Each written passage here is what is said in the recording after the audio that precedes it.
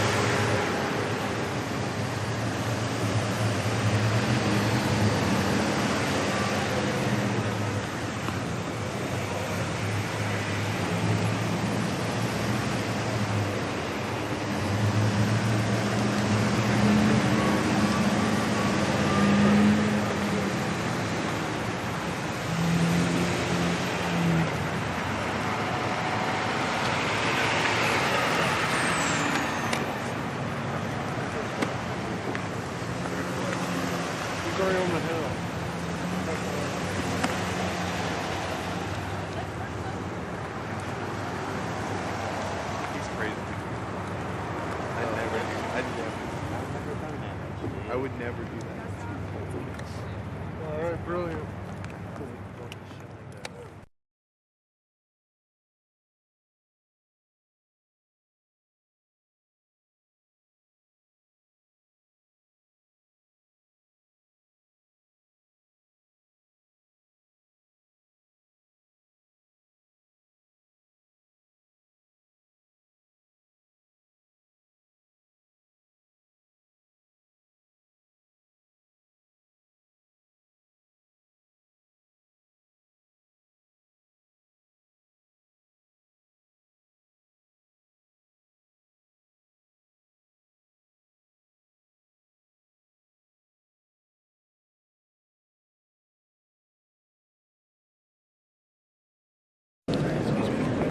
Excuse me, sorry.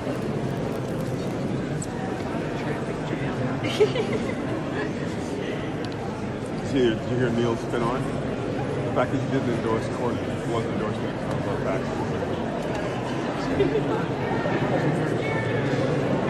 Sure.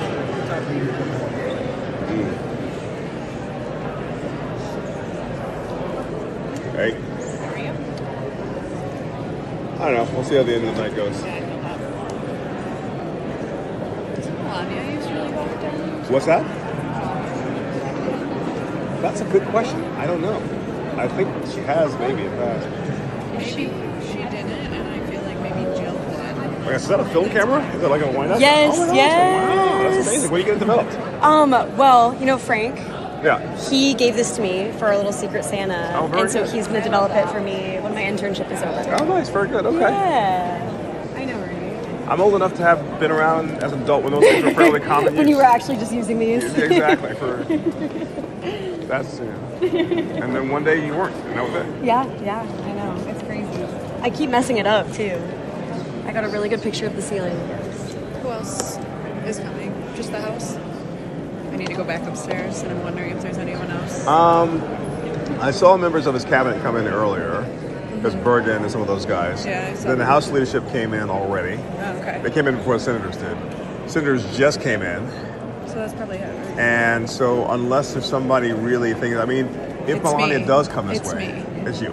Well, Vance came in, so I guess Melania would be the biggest name to come in if she comes this Do you way. think if I just got in that little line and started walking like I belonged? I think that you would totally Some work it out. flashes would go off for sure. I stood in that hallway where they were letting everyone in for a long time You until know? they were like, "Who are you with?" And I was like, "No one." They were like, "Please leave." I And think- was I like, think you can work it. honestly, I was there for like a good 30 minutes before anyone came. All right, I'm gonna go back upstairs. Do that. Good seeing you guys. That's a trip over you. Yes.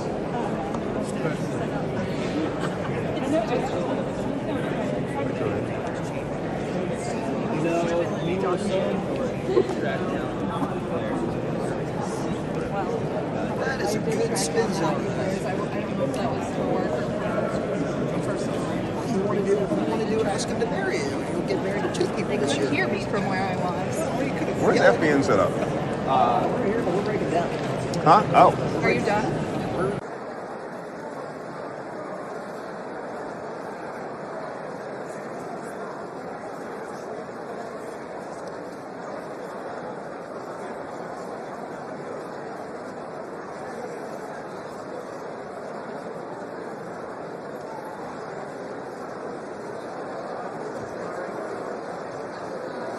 I'll let you guys do your work here. Mr. Vice President. See ya.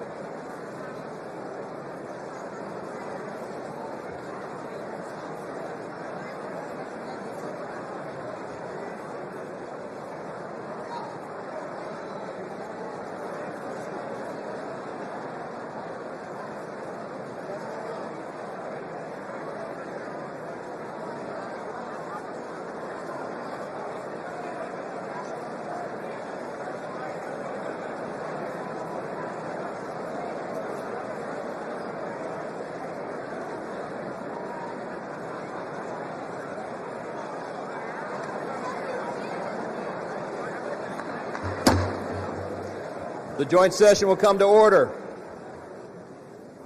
The chair appoints as members of the committee on the part of the House to escort the President of the United States into the chamber: the gentleman from Louisiana, Mr. Scalise; the gentleman from Minnesota, Mr. Emmer; the gentlewoman from Michigan, Mrs. McClain; the gentleman from North Carolina, Mr. Hudson; the gentleman from Pennsylvania, Mr. Reschenthaler; the gentleman from Utah, Mr. Moore; the gentlewoman from Indiana, Mrs. Houchin; the gentleman from Oklahoma, Mr. Hearn; the gentleman from New York, Mr. Jeffries; the gentleman from California, Mr. Aguilar; the gentleman from California, Mr. Liu; the gentlewoman from Washington, Mrs. Delbene; the gentlewoman from Michigan, Mrs. Dingle. The President of the Senate, at the direction of that body, appoints the following senators as members of the committee on the part of the Senate to escort the President of the United States into the House chamber: the Senator from South Dakota, Mr. Thune; the Senator from Wyoming, Mr. Barrasso; the Senator from Arkansas, Mr. Cotton; the Senator from West Virginia, Mrs. Capito; the Senator from Oklahoma, Mr. Langford; the Senator from South Carolina, Mr. Scott; the Senator from New York, Mr. Schumer; the Senator from Illinois, Mr. Durbin; and the Senator from Minnesota, Ms. Klobuchar. The members of the escort committee will exit the chamber through the lobby doors.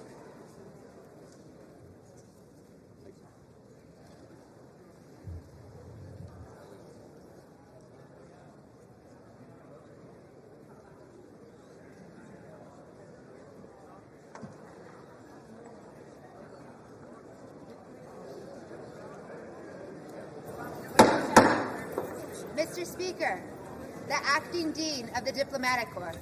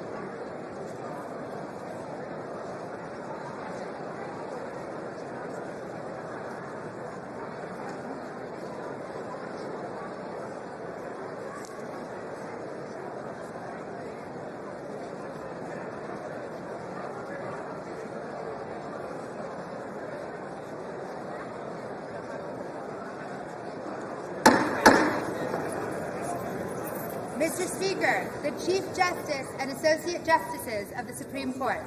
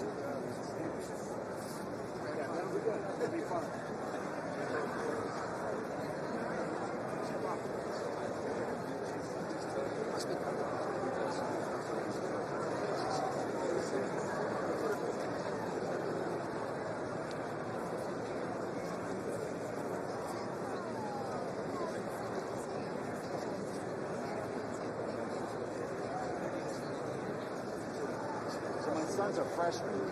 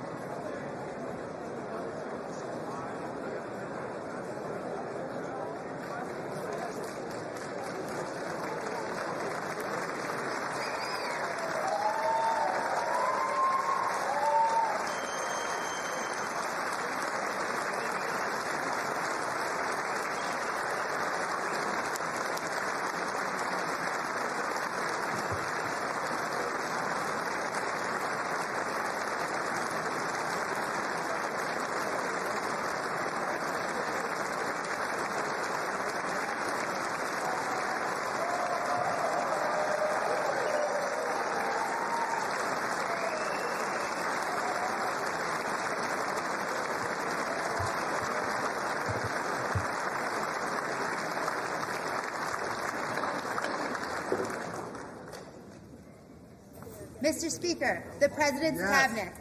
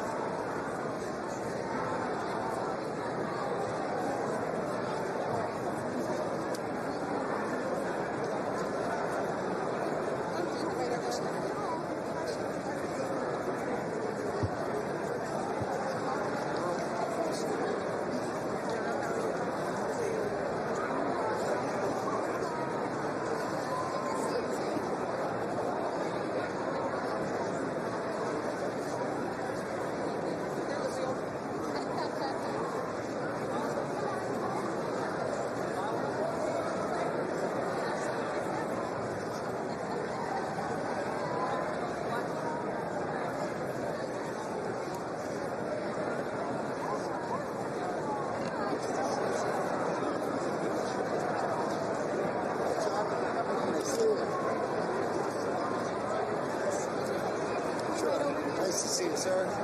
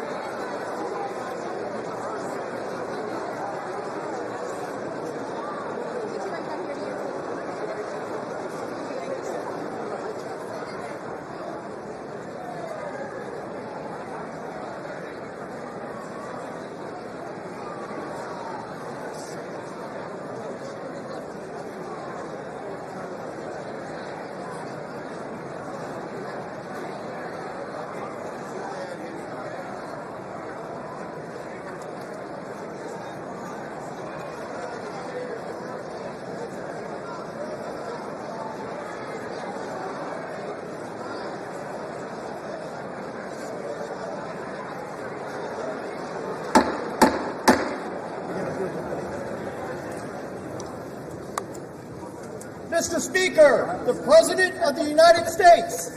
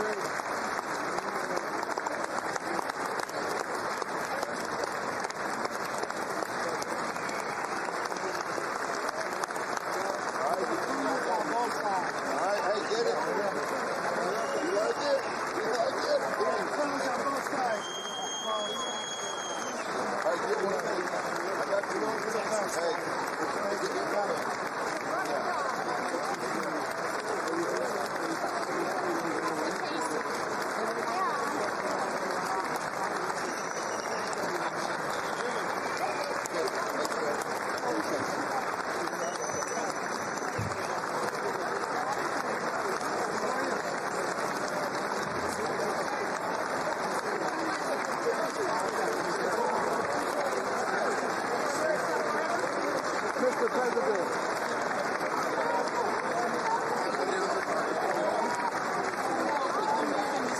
I'm sorry. I'm trying to keep them on time.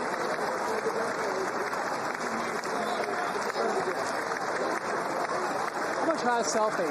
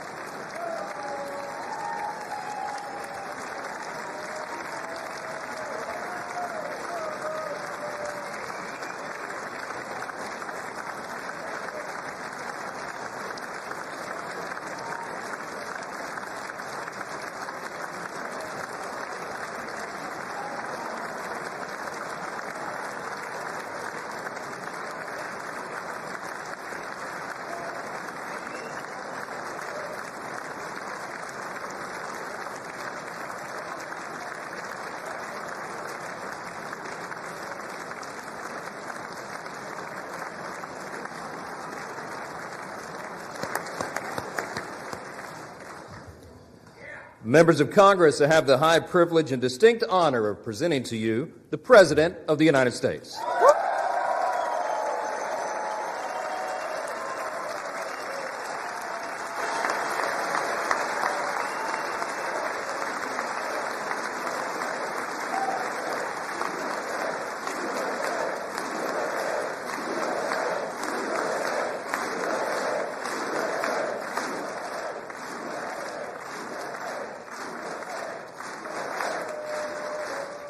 Well, thank you very much, everybody. It's really an honor. Speaker Johnson, Vice President Vance, First Lady of the United States,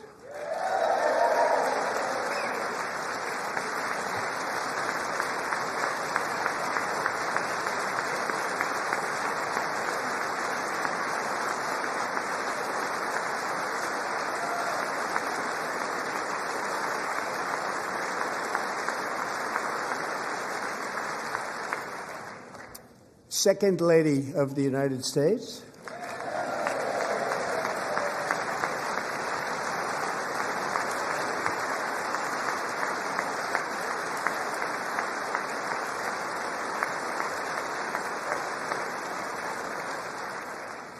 members of Congress, and my fellow Americans. Our nation is back, bigger, better, richer, and stronger than ever before.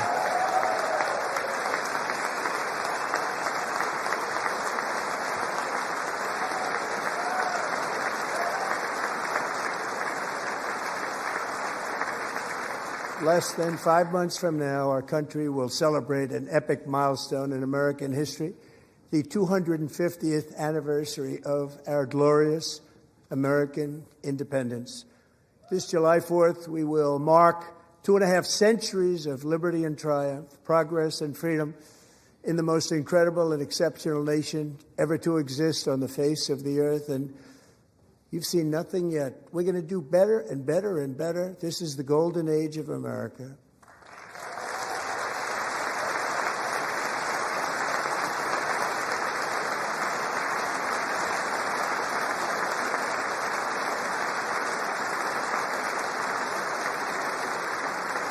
When I last spoke in this chamber 12 months ago, I had just inherited a nation in crisis with a stagnant economy, inflation at record levels, a wide open border, horrendous recruitment for military and police, rampant crime at home, and wars and chaos all over the world.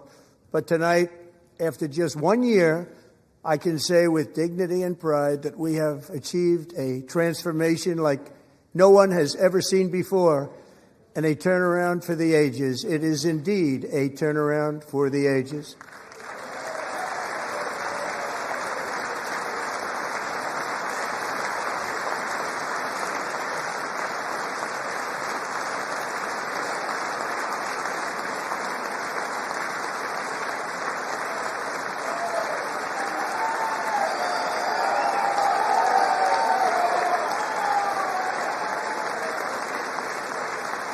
And we will never go back to where we were just a very short time ago. We're not going back. Today our border is secure.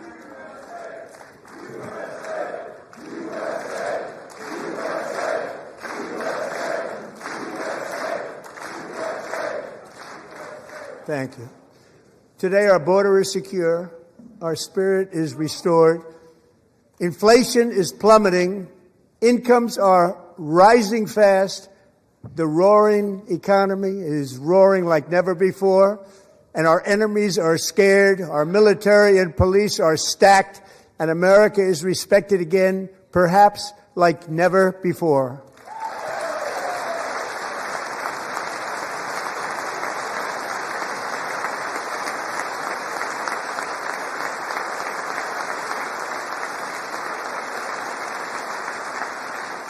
After 4 years in which millions and millions of illegal aliens poured across our borders, totally unvetted and unchecked, we now have the strongest and most secure border in American history by far.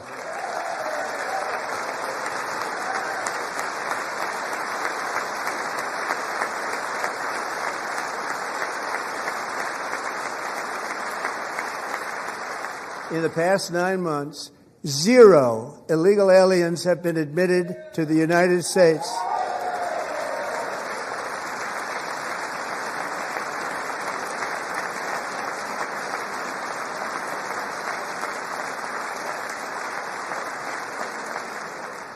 But we will always allow people to come in legally, people that will love our country and will work hard to maintain our country.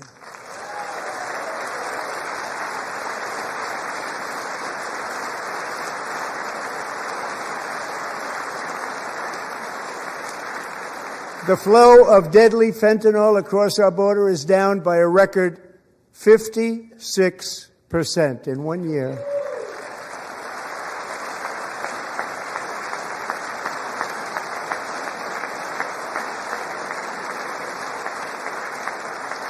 And last year, the murder rate saw its single largest decline in recorded history. This is the biggest decline, think of it, in recorded history, the lowest number in over 125 years, year 1900. In fact, substantially before my wonderful father, I had a wonderful father, Fred, before he was born, substantially before he was born.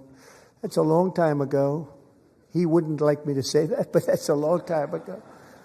The Biden administration and its allies in Congress gave us the worst inflation in the history of our country. But in 12 months, my administration has driven core inflation down to the lowest level in more than 5 years. And in the last 3 months of 2025, it was down to 1.7%.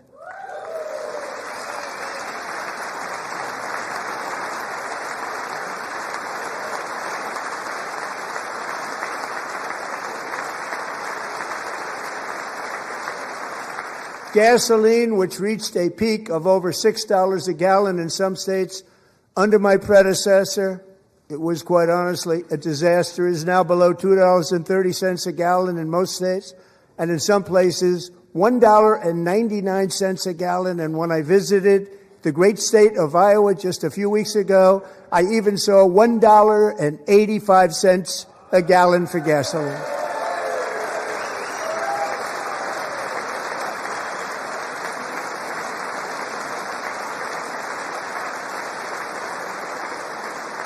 Mortgage rates are the lowest in 4 years and falling fast, and the annual cost of a typical new mortgage is down almost $5,000 just since I took office. 1 year. And low interest rates will solve the Biden-created housing problem while at the same time protecting the values of those people who already own a house that really feel rich for the first time in their lives. We want to protect those values. We want to keep those values up. We're going to do both. And we are going to keep it that way. The stock market has set 53 all-time record highs since the election. Think of that. 1 year. Boosting pensions, 401ks, and retirement accounts for the millions and millions of Americans. They're all gaining. Everybody's up, way up. In 4 long years, the last administration got less than $1 trillion in new investment in the United States. And when I say less, substantially less. In 12 months, I secured commitments for more than $18 trillion pouring in from all over the globe.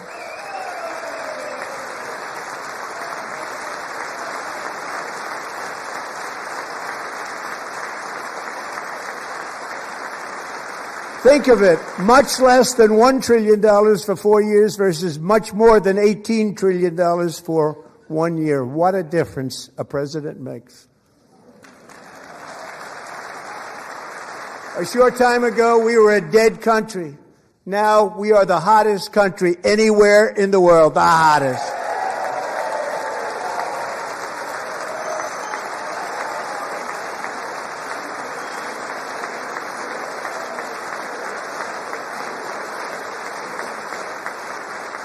As thousands of new businesses are forming and factories, plants, and laboratories are being built, we have added 70,000 new construction jobs in just a very short period of time. It's getting bigger and bigger and stronger.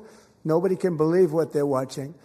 American oil production is up by more than 600,000 barrels a day, and we just received from our new friend and partner, Venezuela, more than 80 million barrels of oil.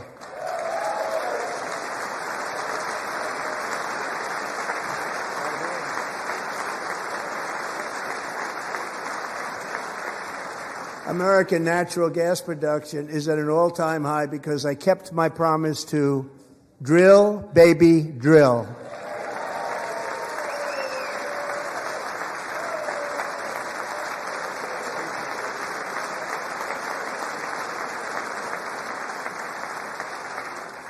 More Americans are working today than at any time in the history of our country. Think about that. Any time in the history of our country, more working today.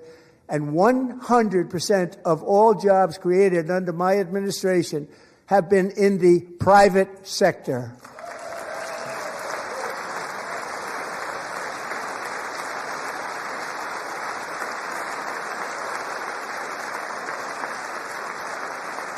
We ended DEI in America.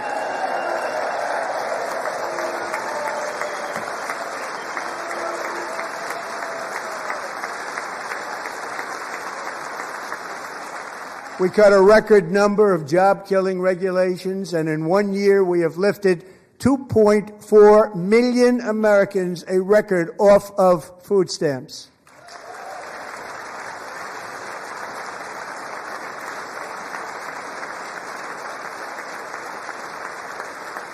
And for all of these reasons, I say tonight, members of Congress, the state of our union is strong.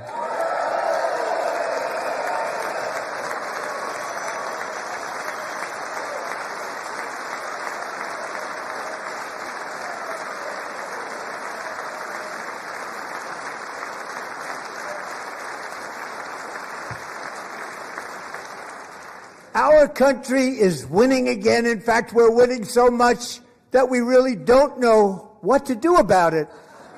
People are asking me, please, please, please, Mr. President, we're winning too much. We can't take it anymore. We're not used to winning in our country. Until you came along, we're just always losing, but now we're winning too much. And I say, no, no, no, you're going to win again. You're going to win big. You're going to win bigger than ever. And to prove that point, here with us tonight is a group of winners who just made the entire nation proud.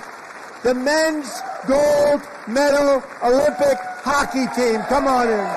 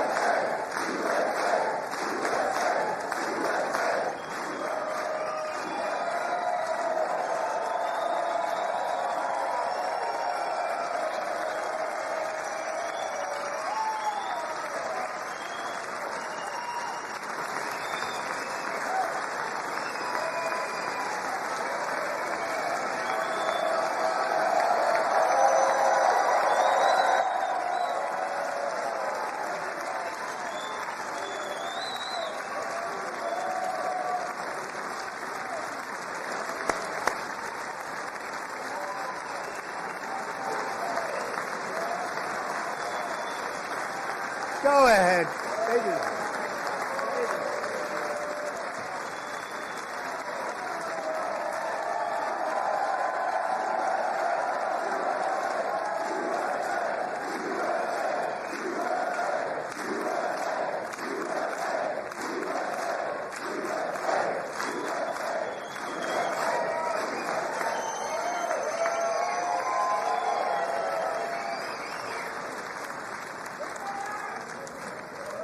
That's the first time I've ever seen them get up.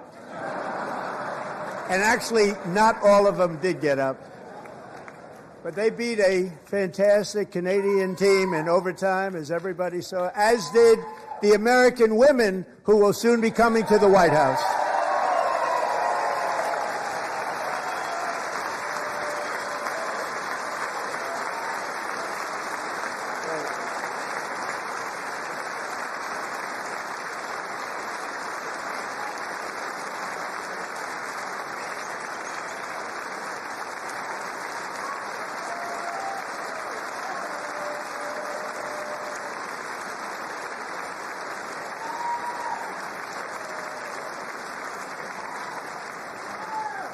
They were in the Oval Office before, and I just want to say a second very big congratulations to Team USA. But I have to say that, and I told them this, and we took a vote of the team. I said, anybody votes no, I'm not doing it.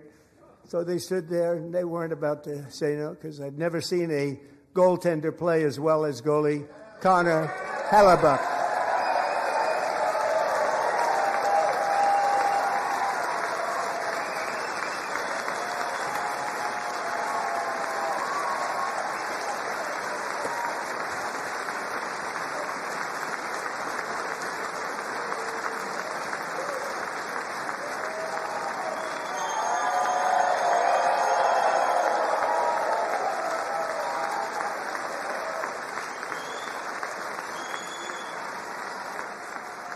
Think of it, 46 shots on goal, and I asked him, the one shot, the one where you put your stick in the back and it hit the neck of your stick and bounced off, do you practice that, or was that a little lucky? He refused to answer that question. But I just want to tell you that the members of this great hockey squad will be very happy to hear, based on their vote and my vote, and in this case my vote was more important, that I will soon be presenting Connor with our highest civilian honor, which we will be given and which has been given to many athletes over the years. But when I say many, not too many, like 12, it's called the highest civilian honor in our country, the Presidential Medal of Freedom.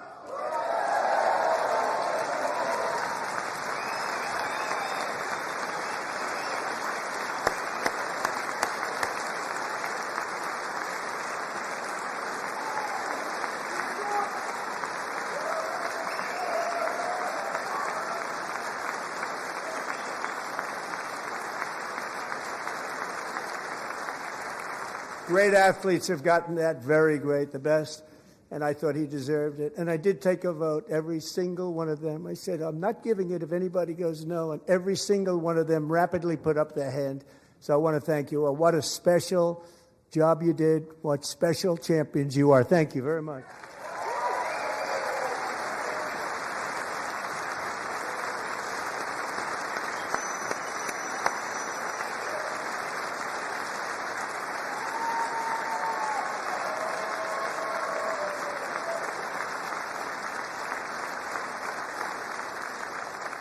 I'm also pleased to say that the next time the Olympic torch is lit, it will be here in America for the 2028 Olympics, and it's the summer version right in Los Angeles. We're going to do a good job in Los Angeles.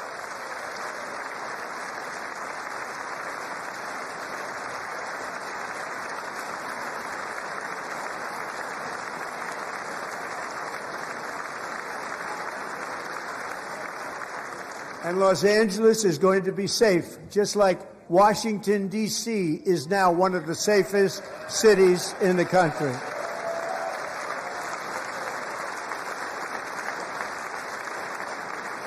And this year, and I must say I got them both. I got them in my first term, and I was disappointed because I didn't think I'd be the president when this happened. But strange things took place. And now I've got them because I got the Olympics and I got the 2026 FIFA World Cup. And I wanted to claim the 250th, but I didn't get away with that one. I couldn't claim that one for myself. But we're getting the World Cup. So we have the World Cup and the Olympics coming. And that is exciting news.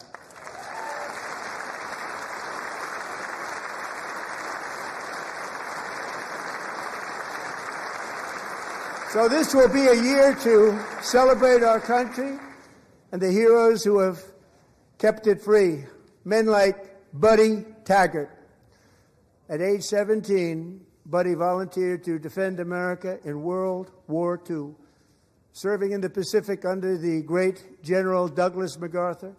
He fought bravely in the famous Battle of Manila, worked so hard.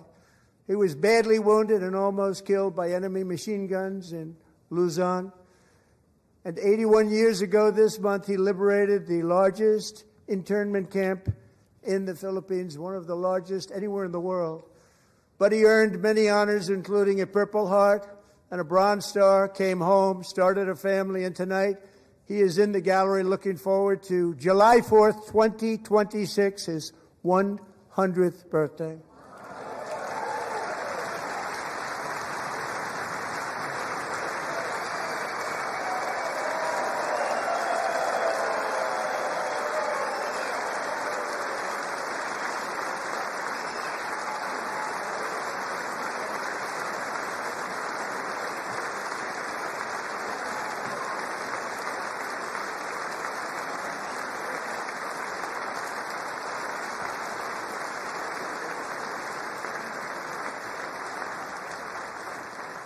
So, Buddy, you're a brave man, and we salute you.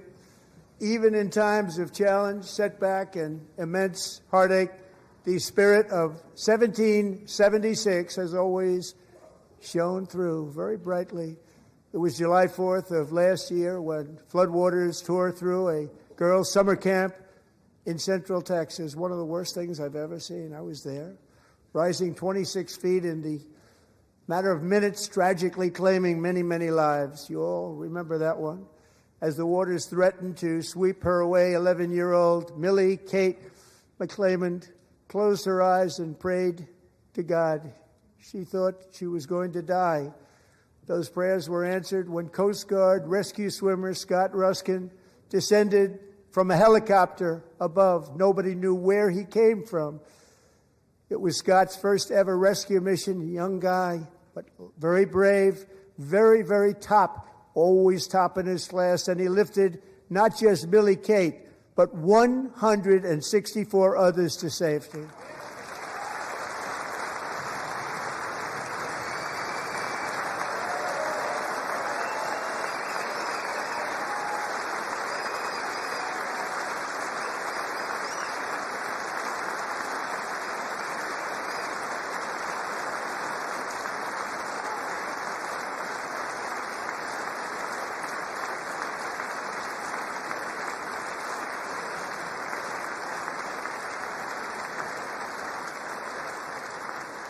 People watched Scott from a distance, and they couldn't believe what they were seeing. The winds were blowing, the rain was pouring, everything was going, and that rapid water, nobody's ever seen anything like it. They said, wow, that's something. Tonight, Scott and Millie Kate are here together, reunited for the very first time. Thank you, Scott, Millie Kate.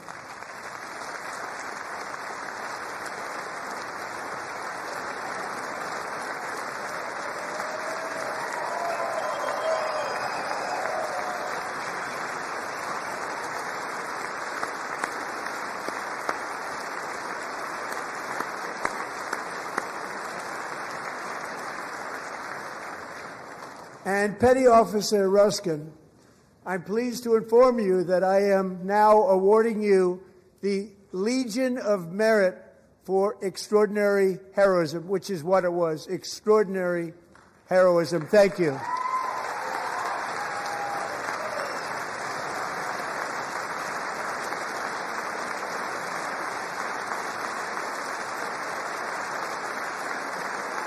And I'd like to have the military aide to please come down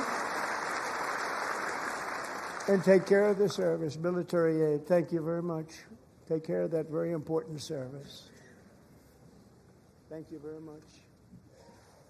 From 1776 to today, every generation of Americans has stepped forward to defend life, liberty, and the pursuit of happiness. And they're really doing it for the next generation. But now it's our turn. Together we're building a nation where every child has the chance to reach higher and go further, where government answers to the people, not the powerful, and where the interests of hardworking American citizens are always our first and ultimate concern. That is the debt we owe to the heroes who came before us, and that is the promise we must keep to America for our 250th year. Last year, I urged this Congress to begin the mission by passing the largest tax cuts in American history, and our Republican majorities delivered so beautifully. Thank you, Republicans.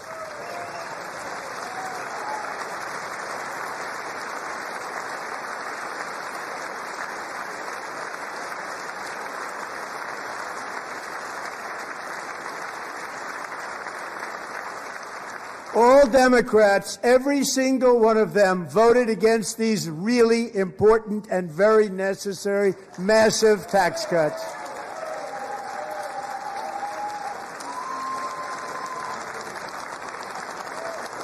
They wanted large-scale tax increases to hurt the people instead. But we held strong, and with the great, big, beautiful bill, we gave you no tax on tips, no tax on overtime, and no tax on Social Security for our great seniors.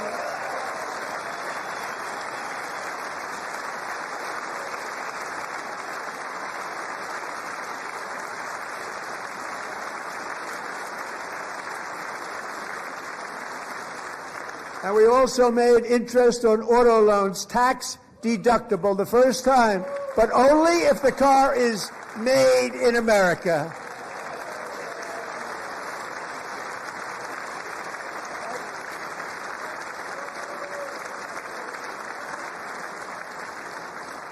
Recently in Pennsylvania, I met Megan Hemhauser, a devoted mom who's homeschools her children, beautiful, 2 children, during the day while waiting tables at night as her husband works overtime operating very heavy equipment. Megan is here this evening, and she's happy to tell you that she is so much richer because with no tax on tips, no tax on overtime, and her expanded child tax credit done again by Republicans, Megan and her husband will take home more than $5,000 extra just for the year, cutting her tax bill in more than half.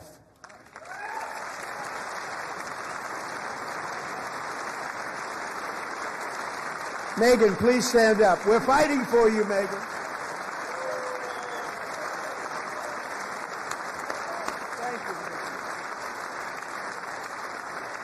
Thank you, Megan. We're fighting for you, Megan. Under our bill, parents like Megan can also activate their children's brand new Trump accounts. And I didn't name it. I did not name that.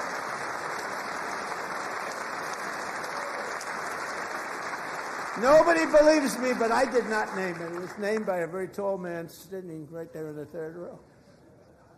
Nice man, a good man. Tax-free investment accounts for every American child. This is something that's so special and has taken off and gone through the roof. Millions will be pre-funded courtesy of the U.S. Treasury and private individuals like Michael and Susan Dell, who have donated $6.25 billion to fund the Trump accounts for 25 million American children. They're great people.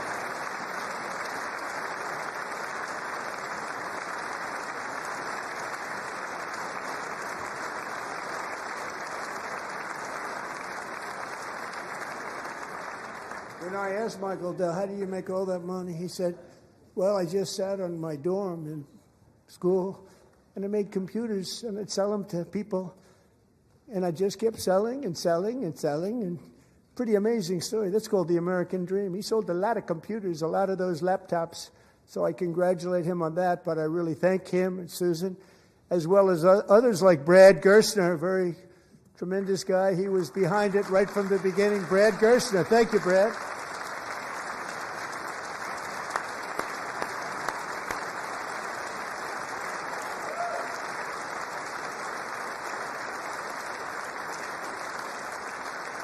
So with modest additional contributions, these young people's accounts could grow to over $100,000 or more by the time they turn 18. Think of it. How much money is that for somebody that started with nothing?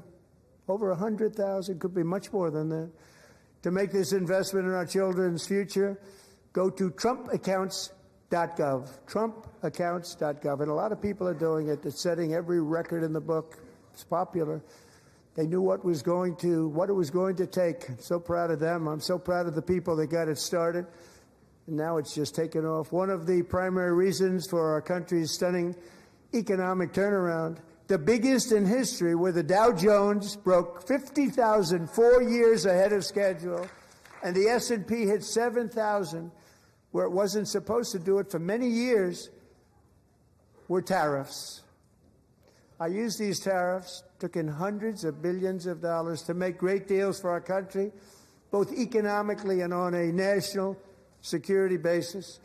Everything was working well. Countries that were ripping us off for decades are now paying us hundreds of billions of dollars. They were ripping us so badly, you all know that. Everybody knows it. Even the Democrats know it. They just don't want to say it. And yet these countries are now happy, and so are we. We made deals. The deals are all done. And they're happy. They're not making money like they used to, but we're making a lot of money.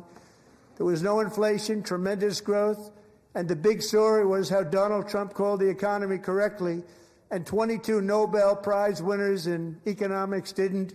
They got it totally wrong. They got it really wrong. And then just 4 days ago, an unfortunate ruling from the United States Supreme Court. It just came down. It came down. Very unfortunate ruling. But the good news is that almost all countries and corporations want to keep the deal that they already made, right, Scott? Knowing that the legal power that I, as president, have to make a new deal could be far worse for them, and therefore they will continue to work along the same successful path that we had negotiated before the Supreme Court's unfortunate involvement. So despite the disappointing ruling, these powerful, country-saving, it's saving our country, the kind of money we're taking in, peace-protecting. Many of the wars I settled was because of the threat of tariffs. I wouldn't have been able to settle them without. Will remain in place under fully approved and tested alternative legal statutes. And they have been tested for a long time. They're a little more complex, but they're actually probably better, leading to a solution that will be even stronger than before. Congressional action will not be necessary. It's already time-tested and approved. And as time goes by, I believe the tariffs paid for by foreign countries will, like in the past, substantially replace the modern-day system of income tax, taking a great financial burden off the people that I love.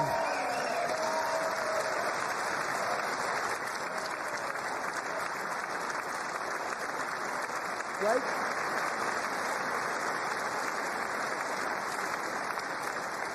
Moving forward, factories, jobs, investment, and trillions of dollars will continue pouring into the United States of America because we finally have a president who puts America first. I put America first. I love America.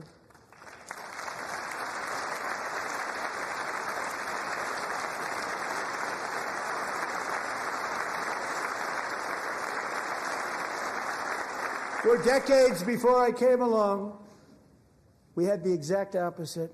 From trade to healthcare, from energy to immigration, everything was stolen and rigged in order to drain the wealth out of the productive, hardworking people who make our country great, who make our country run. Under Biden and his corrupt partners in Congress and beyond, it reached a breaking point with the Green New scam, open borders for everyone.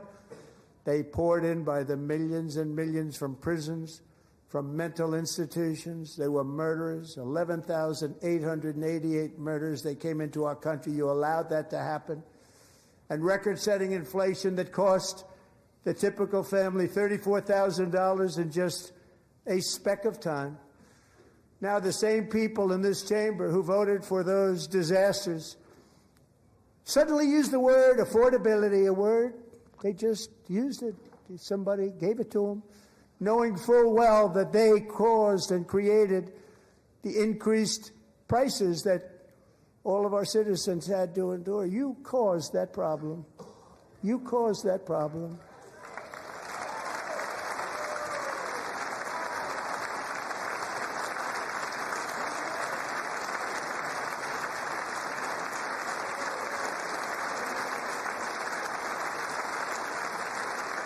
They knew their statements were a lie. They knew it. They knew their statements were a dirty, rotten lie. Their policies created the high prices. Our policies are rapidly ending them. We are doing really well. Those prices are plummeting downward.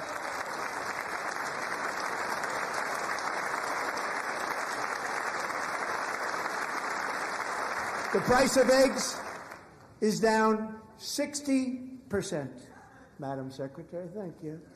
The cost of chicken, butter, fruit, hotels, automobiles, rent is lower today than when I took office by a lot. And even beef, which was very high, is starting to come down significantly. Just hold on a little while. We're getting it down. And soon you will see numbers that few people would think were possible to achieve just a short time ago. Nobody can believe when they see the kind of numbers, and especially energy, when they see energy going down to numbers like that, they cannot believe it. It's like another big tax cut. I'm also confronting one of the biggest ripoffs of our times, the crushing cost of health care caused by you. Since the passage of the Unaffordable Care Act, sometimes referred to as Obamacare, big insurance company has gotten rich. It was meant for the insurance companies, not for the people. With our government giving them hundreds and hundreds of billions of dollars a year as their stock prices soared 1,000, 1,200, 1,400, and even 1,700%, like nothing else. That's why I introduced the great health care plan. I want to stop all payments to big insurance companies and instead give that money directly to the people so they can buy their own health care, which will be better health care at a much lower cost.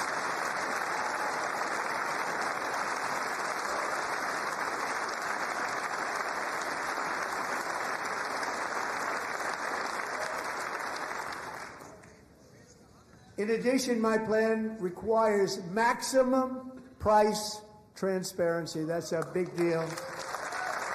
Sounds so simple, so big.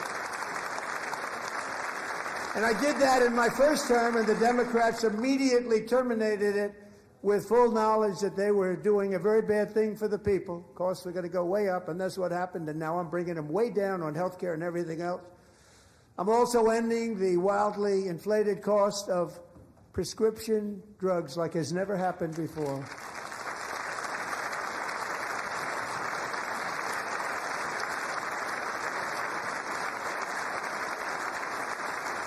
Other presidents tried to do it, but they never could. They tried. Most didn't try, actually. But they tried. They said they tried. They couldn't do it. They didn't even come close. They were all talk and no action, but I got it done. Under my just enacted most favored nation agreements, Americans who have for decades paid by far the highest prices of any nation anywhere in the world for prescription drugs will now pay the lowest price anywhere in the world for drugs. Anywhere. The lowest price.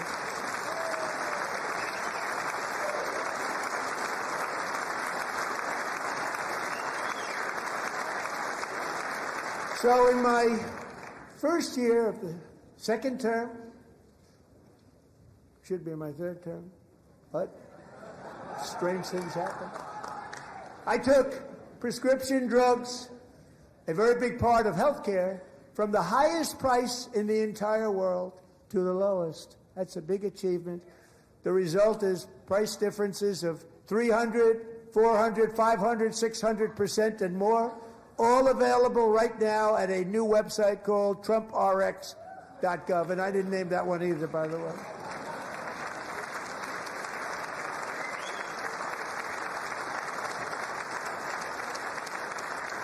And here tonight is the very first customer ever to get that big discount, and it is big, Catherine Rayner.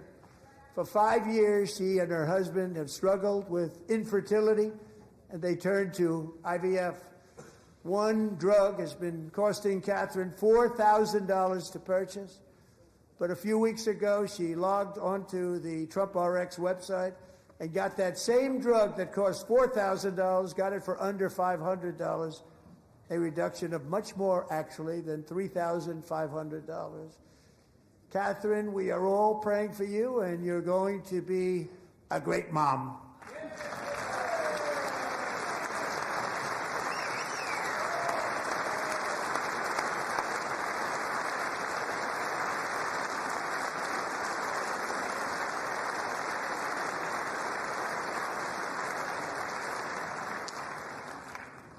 So now I'm calling on Congress to codify my most favored nation program into law. Now, the one thing, I'm not sure it matters because it's going to be very hard for somebody that comes along after me to say, let's raise drug prices by 700 or 800%. But John and Mike, if you don't mind, codify it anyway. They may do it. Codify it anyway. Thank you. Many Americans are also concerned that energy demand from AI data centers could unfairly drive up their electric utility bills. Tonight, I'm pleased to announce that I have negotiated the new Ratepayer Protection Pledge. You know what that is? We're telling the major tech companies that they have the obligation to provide for their own power needs. They can build their own power plants as part of their factory so that no one's prices will go up. And in many cases, prices of electricity will go down for the community, and very substantially down. This is a unique strategy never used in this country before. We have an old grid. It could never handle the kind of numbers, the amount of electricity that's needed. So I'm telling them they can build their own plant. They're going to produce their own electricity. It will ensure the company's ability to get electricity while at the same time lowering prices of electricity for you, and could be very substantial for all of you cities and towns. You're going to see some good things happen over the next number of years. Another pillar of the American dream that has been under attack is home ownership. With us tonight is Rachel Wiggins, a mom of two from Houston. She placed bids on 20 homes and lost all of those bids to gigantic investment firms that bypassed inspection, paid all cash, and turned those houses into rentals, stealing away her American dream. She was devastated.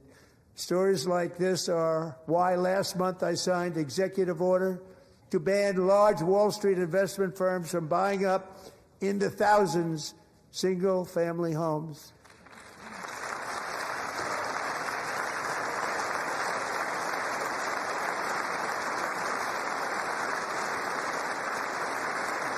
And now I'm asking Congress to make that ban permanent, because homes for people, really, that's what we want. We want homes for people, not for corporations. Corporations are doing just fine. Rachel, thank you very much. Good luck with your home. You'll get one soon.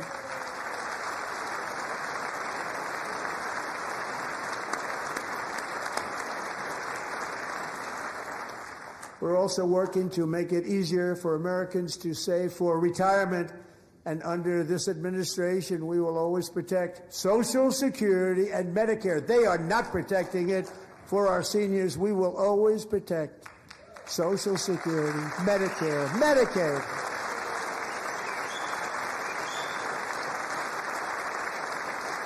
Since I took office, the typical 401k balance is up by at least $30,000. That's a lot of money. We have millions and millions of people, because the stock market has done so well, setting all those records. Your 401ks are way up. Yet half of all of working Americans still do not have access to a retirement plan with matching contributions from an employer. To remedy this gross disparity, I'm announcing that next year my administration will give these oft-forgotten American workers, great people, the people that built our country, access to the same type of retirement plan offered to every federal worker. We will match your contribution with up to $1,000 each year.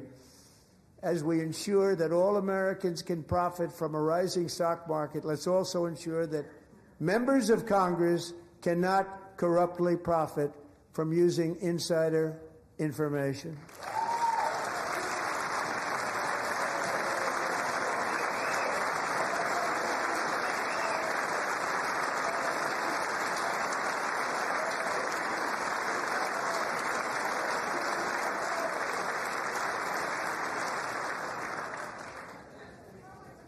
They stood up for that. I can't believe it. I can't believe it. Did Nancy Pelosi stand up if she's here? Doubt it. Pass the Stop Insider Trading Act without delay.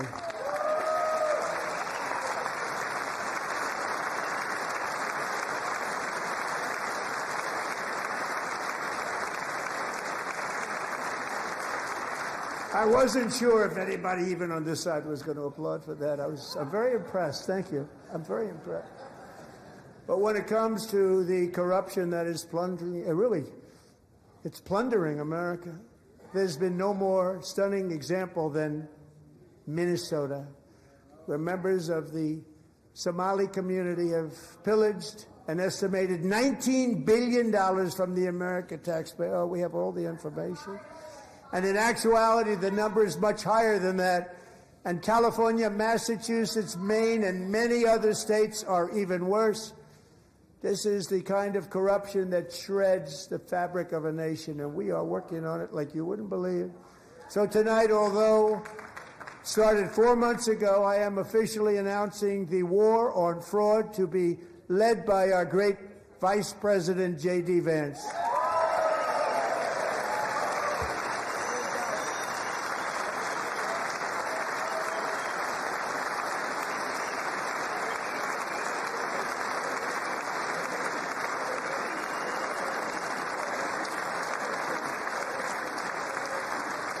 will get it done.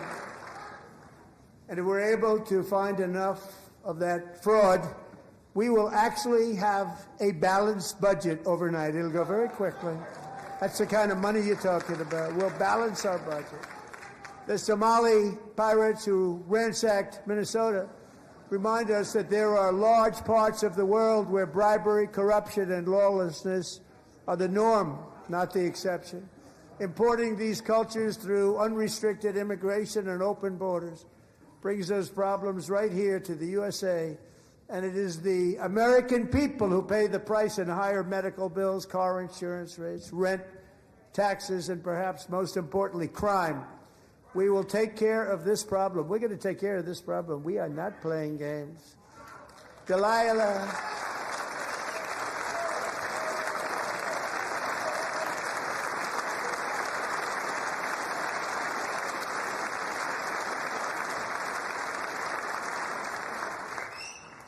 Delilah Colvin was only 5 years old in June 2024 when a 18-wheel tractor trailer plowed into her stopped car traveling at 60 miles an hour or more.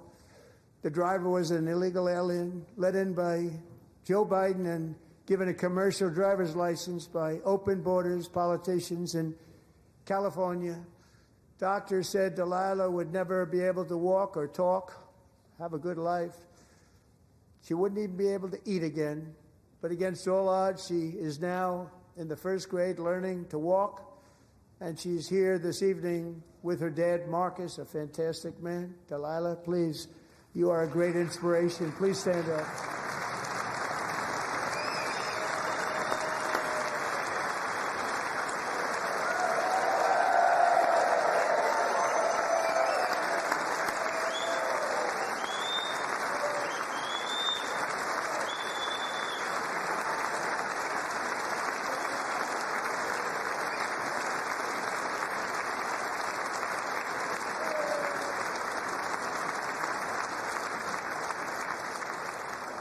Thank you, Delilah. Many, if not most, illegal aliens do not speak English and cannot read even the most basic road signs as to direction, speed, danger, or location. That's why tonight I'm calling on Congress to pass what we will call the Delilah Law, barring any state from granting commercial driver's licenses to illegal aliens.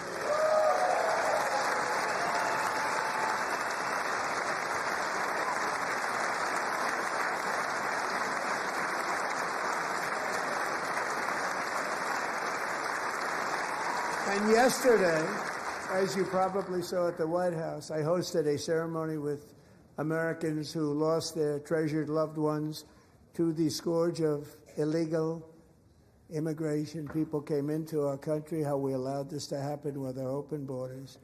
These are the angel moms and families that for decades our government betrayed and our media totally ignored. It was terrible. Hard to believe, actually.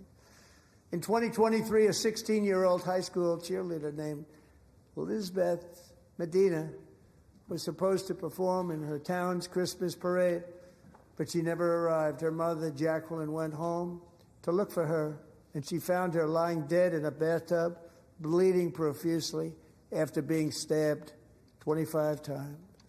Elizabeth's killer was a previously arrested illegal alien who had broken in and brutally extinguished the brightest light in her family's life, violently and viciously.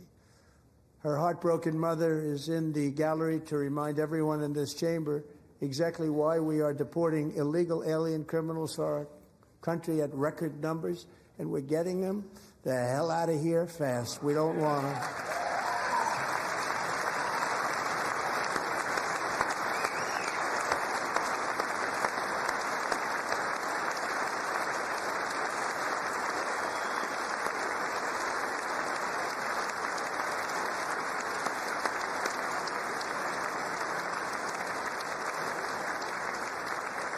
Thank you very much, Jacqueline. Thank you. We can never forget that many in this room not only allowed the border invasion to happen before I got involved, but indeed they would do it all over again, if they ever had the chance, if they ever got elected, they would open up those borders to some of the worst criminals anywhere in the world. The only thing standing between Americans and a wide open border right now is President Donald J. Trump and our great Republican patriots in Congress. Thank you. Thank you.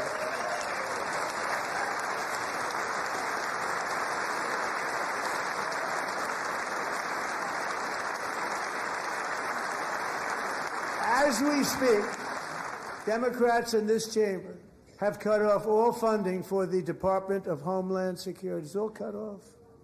It's all cut off. They have instituted another Democrat shutdown, the first one costing us 2 points on GDP. 2 points we lost on GDP, which probably made them quite happy, actually.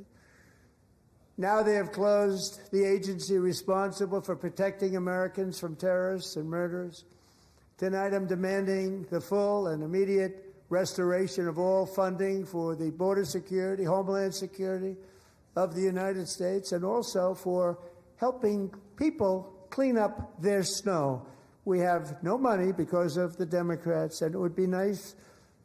We'd love to give you a hand at cleaning it up, but you gave no money. Nobody's getting paid. It's a shame. So you have to think about it. We have, in case you didn't know, a pretty large snowstorm out there. One of the great things about the State of the Union is how it gives Americans the chance to see clearly what their representatives really believe. So tonight I'm inviting every legislator to join with my administration in reaffirming a fundamental principle. If you agree with this statement, then stand up and show your support. The first duty of the American government is to protect American citizens, not illegal aliens.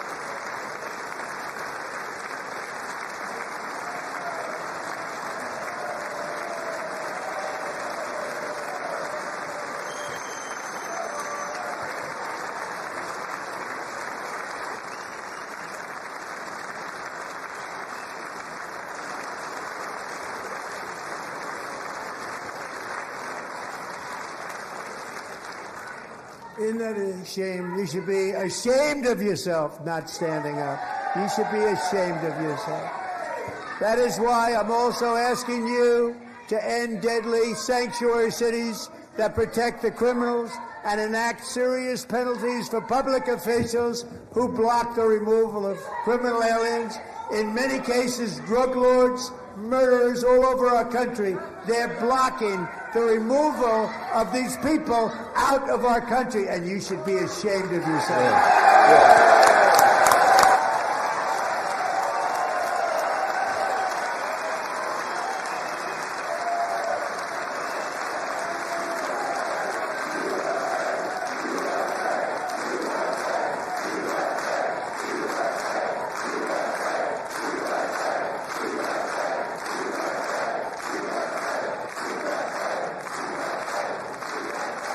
And perhaps most importantly, I'm asking you to approve the Save America Act.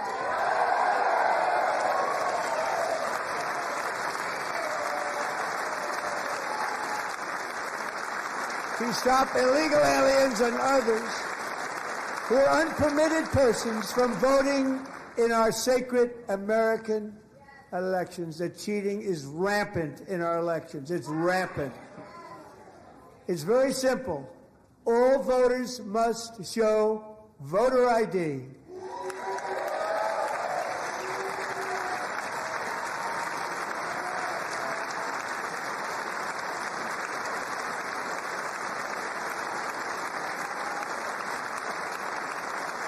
All voters must show proof of citizenship in order to vote.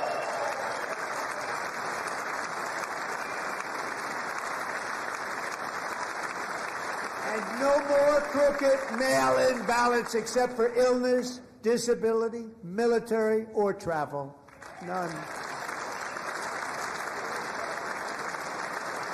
And this should be an easy one. And by the way, it's polling at 89%, including Democrats. 89%.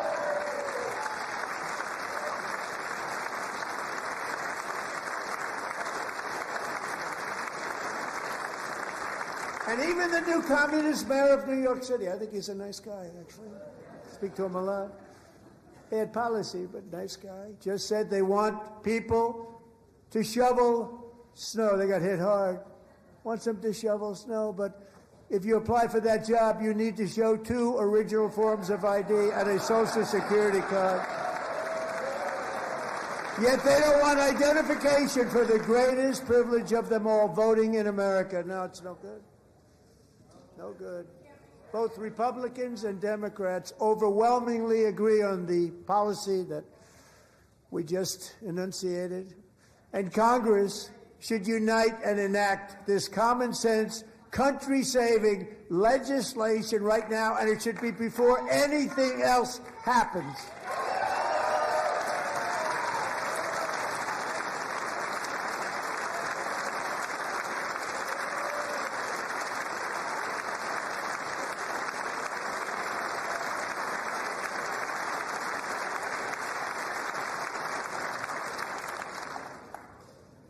And the reason they don't want to do it, why would anybody not want voter ID? One reason, because they want to cheat. There's only one reason.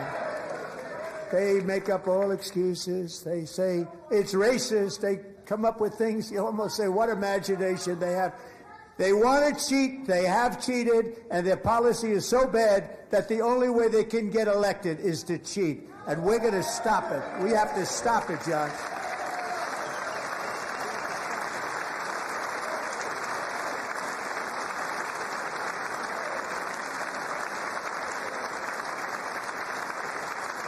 And here is one more opportunity to show common sense in government. In the gallery tonight are Sage Blair and her mother, Michelle. In 2021, Sage was 14 when school officials in Virginia sought to socially transition her to a new gender, treating her as a boy and hiding it from her parents. Hard to believe, isn't it? Before long, a confused Sage ran away from home after she was found in a horrific situation in Maryland. A left-wing judge refused to return Sage to her parents because they did not immediately state that their daughter was their son. Sage was thrown into an all-boys state home and suffered terribly for a long time. But today, all of that is behind them because Sage is a proud and wonderful young woman with a full-ride scholarship to Liberty University. Sage and Michelle, please stand up.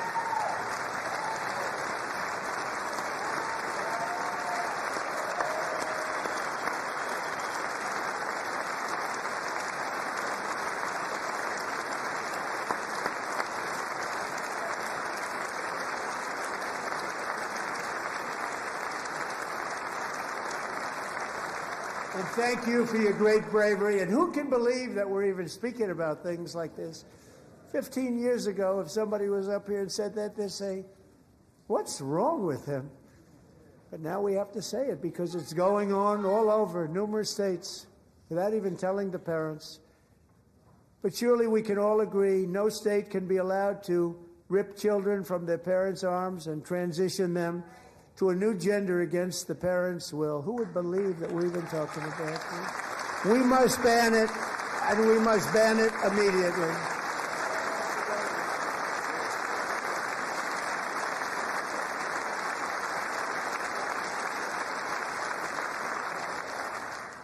Look, nobody stands up.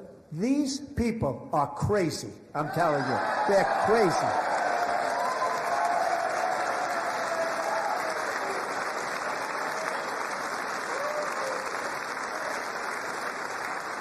Amazing. Gentlemen. Boy, oh boy. We're lucky we have a country. With people like this, Democrats are destroying our country, but we've stopped it just in the nick of time, didn't we?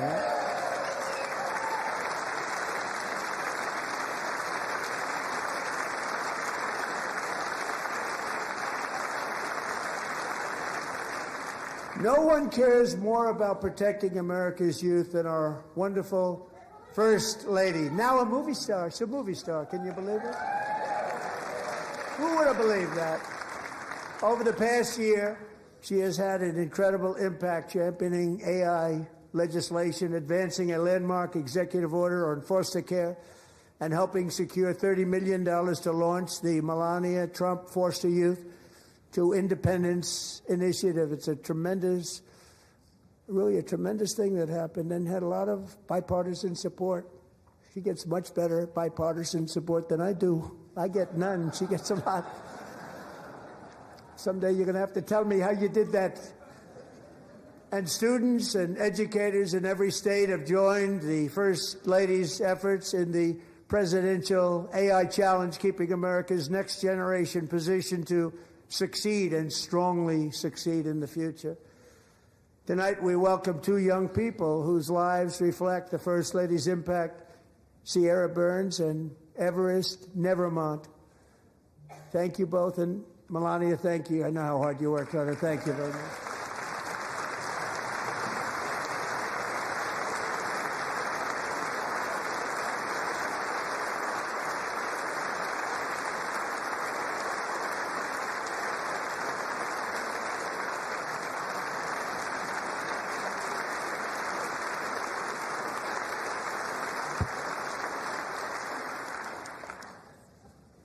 I'm very proud to say that during my time in office, both the first 4 years and in particular this last year, there has been a tremendous renewal in religion, faith, Christianity, and belief in God. Tremendous renewal.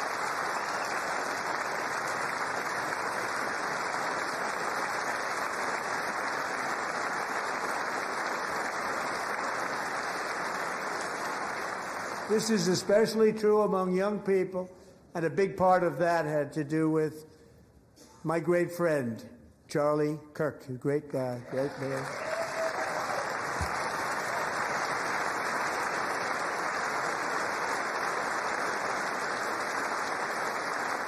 So last year, Charlie was violently murdered by an assassin and martyred, really martyred for his beliefs. His wonderful wife, Erica, is with us tonight. Erica, please stand.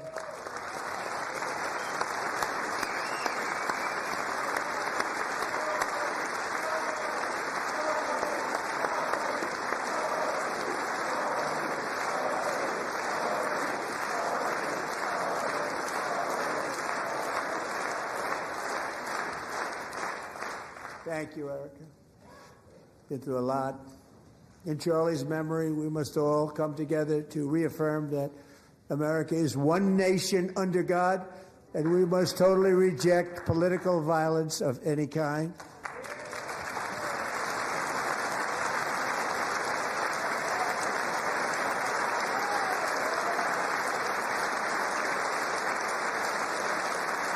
We love religion, and we love bringing it back, and it's coming back at levels that nobody actually thought possible. It's really a beautiful thing to see.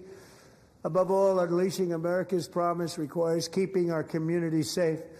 We have made incredible strides, yet dangerous repeat offenders continue to be released by pro-crime Democrat politicians again and again. We are honored to be joined tonight by a woman who's been through hell, Anya Zaretska. In 2022, she and her beautiful daughter, so beautiful, what a beautiful young woman, Irina fled war-torn Ukraine to live with relatives near Charlotte, North Carolina. And by the way, what's going on with Charlotte? Last summer, 23-year-old Irina was riding home on the train when a deranged monster who had been arrested over a dozen times and was released through no cash bail stood up and viciously slashed a knife through her neck and body. No one will ever forget. There were people on that train.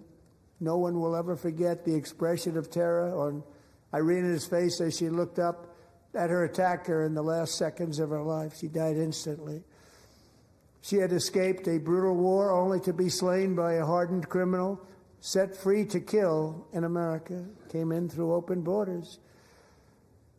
Mrs. Zaretska, tonight I promise you we will ensure justice for your magnificent daughter, Irina.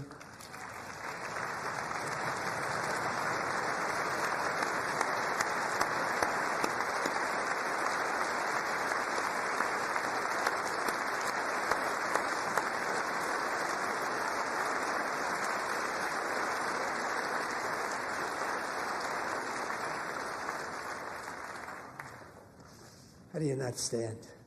How do you not stand? I'm asking this Congress to pass tough legislation to ensure that violent and dangerous repeat offenders are put behind bars, and importantly, that they stay there.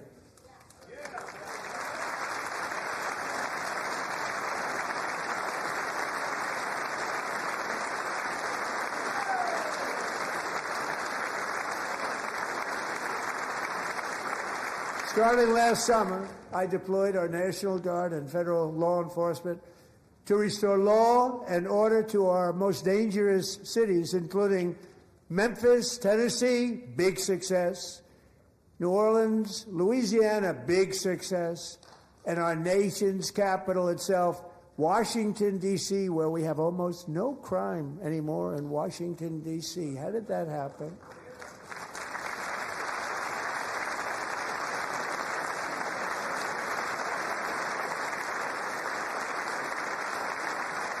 In fact, crime in Washington is now at the lowest level ever recorded, and murders in D.C. this January were down close to 100% from a year ago.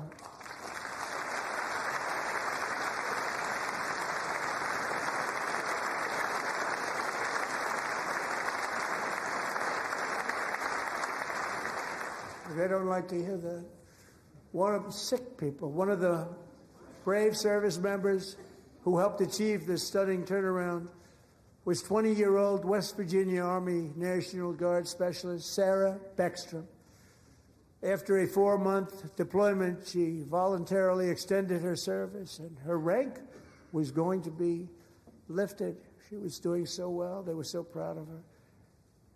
But the very next day, she was on patrol near the White House when she was ambushed and shot in the head by a terrorist monster from Afghanistan. Shouldn't have been in our country. And all because she wore the uniform of our nation, she was shot. He traveled here because he didn't like people wearing our uniform. He was sick and deranged. Shouldn't have been in our country.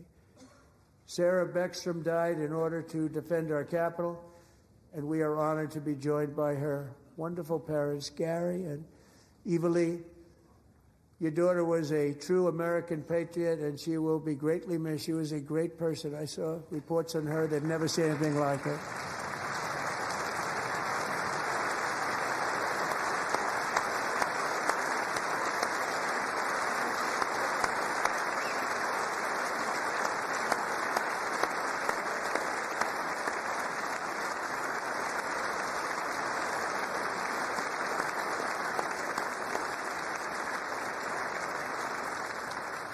So sorry. Thank you very much.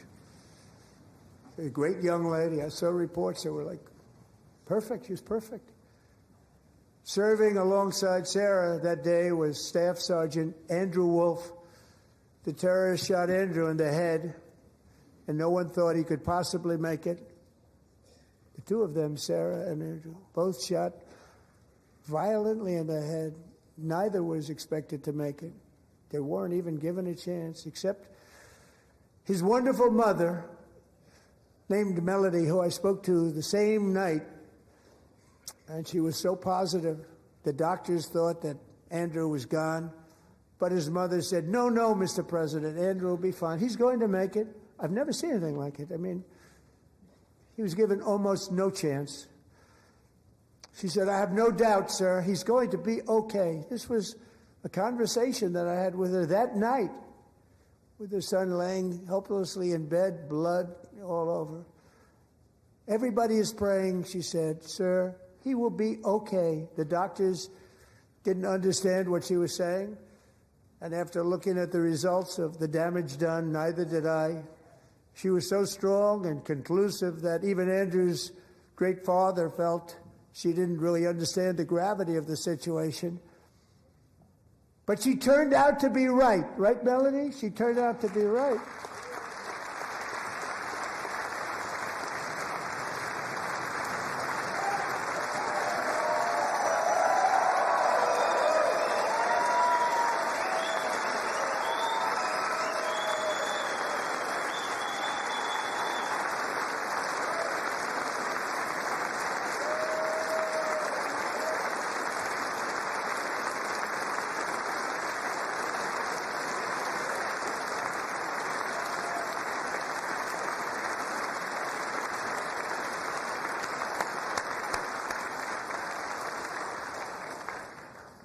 Amazing, actually.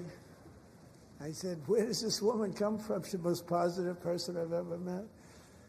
With God's help, Andrew has battled back from the edge of death, and we're talking about the edge of death, on his way to a miraculous recovery. He's got a little work to do, but he's doing great.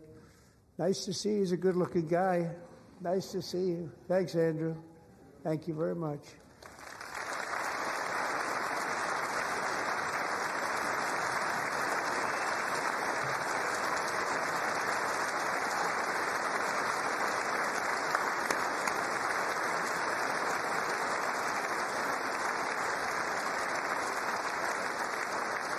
So, Andrew, while you're up, now I'm going to ask a highly respected General James Seward to present Staff Sergeant Andrew Wolf and the great family of Sarah Beckstrom with the award created by our late, great President George Washington himself. It's called the Purple Heart.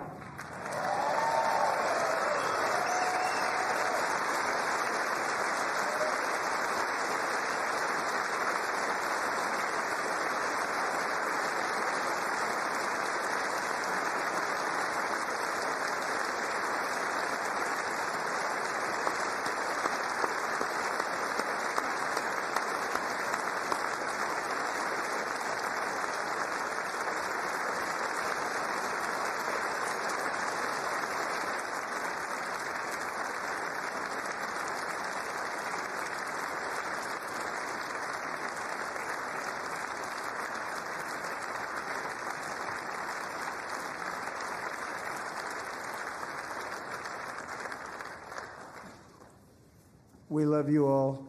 Love you.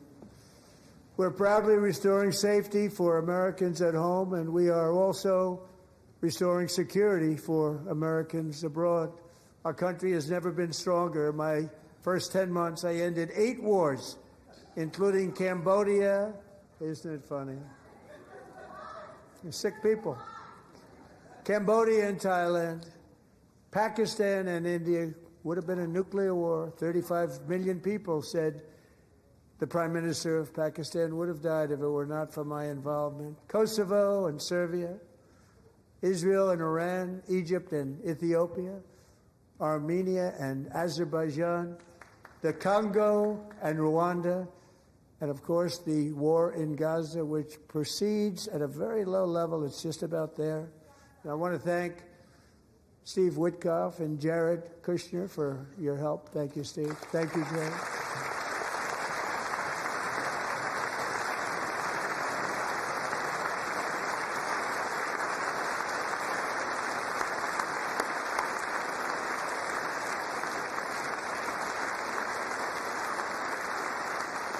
And I also want to thank the man they report to, Secretary of State Marco Rubio. Thank you, Marco.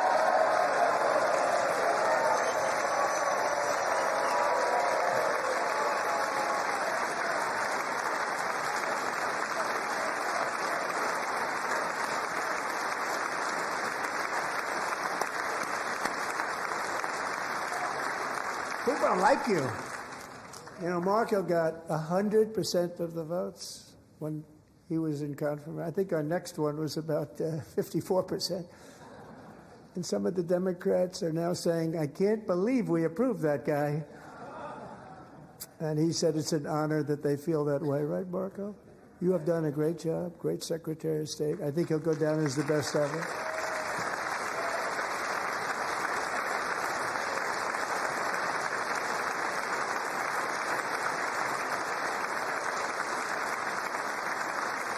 Under the ceasefire I negotiated, every single hostage, both living and dead, has been returned home. Can you believe that?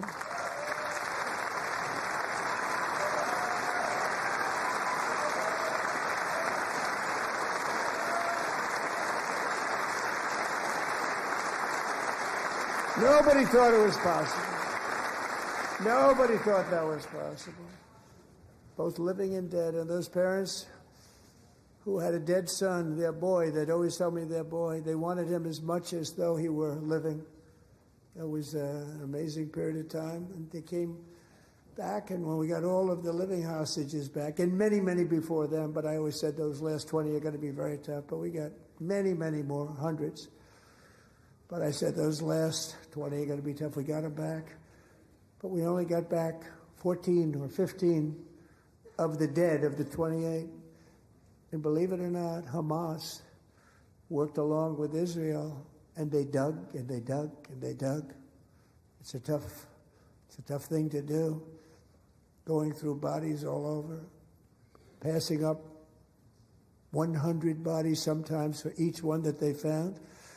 Tough job. And they finally got it back to 27. And then Steve and Jared, they got it back to 28. They found all 28. Nobody thought that was possible, but we did it. And I remember the family of the 28th. They were so grieved, but they were so happy as it's possible to be. They had their boy back. The mother said, "Sir, we have our boy back." What a period of time that was, but we got them all back. So thank you both very much. Great job.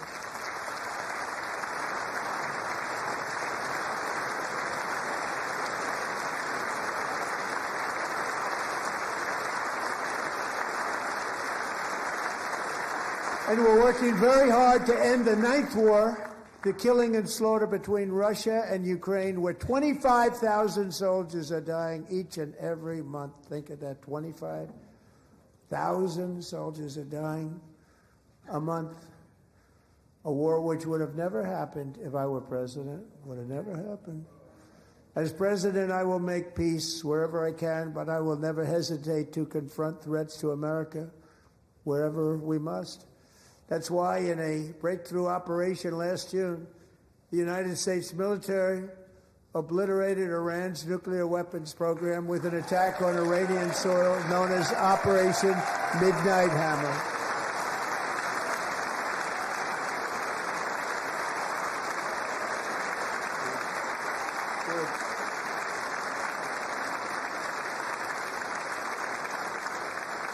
For decades, it had been the policy of the United States never to allow Iran to obtain a nuclear weapon.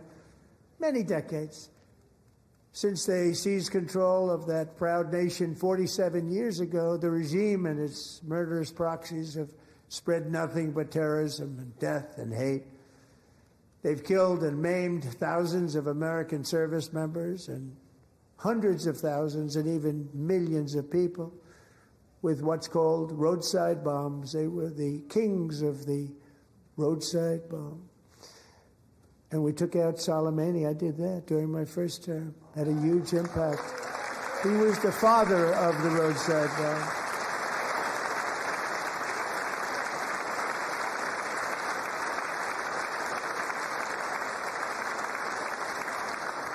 And just over the last couple of months with the protests, they've killed at least, it looks like 32,000 protesters. 32,000 protesters in their own country. They shot them and hung them. We stopped them from hanging a lot of them with the threat of serious violence. But this is some terrible people. They've already developed missiles that can threaten Europe and our bases overseas, and they're working to build missiles that will soon reach the United States of America. After Midnight Hammer, they were warned to make no future attempts to rebuild their weapons program, and in particular, nuclear weapons. Yet they continue, starting it all over. We wiped it out, and they want to start all over again, and are at this moment again pursuing their sinister ambitions. We are in negotiations with them. They want to make a deal, but we haven't heard those secret words. We will never have a nuclear weapon. My preference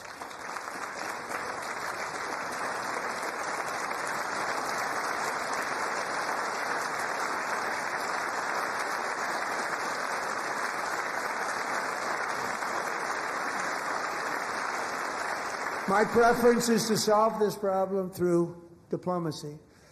But one thing is certain, I will never allow the world's #1 sponsor of terror, which they are by far, to have a nuclear weapon. Can't let that happen.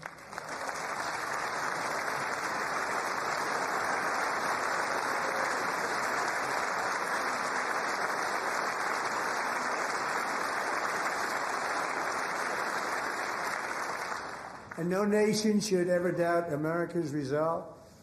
We have the most powerful military on earth. I rebuilt the military in my first term. We're going to continue to do so.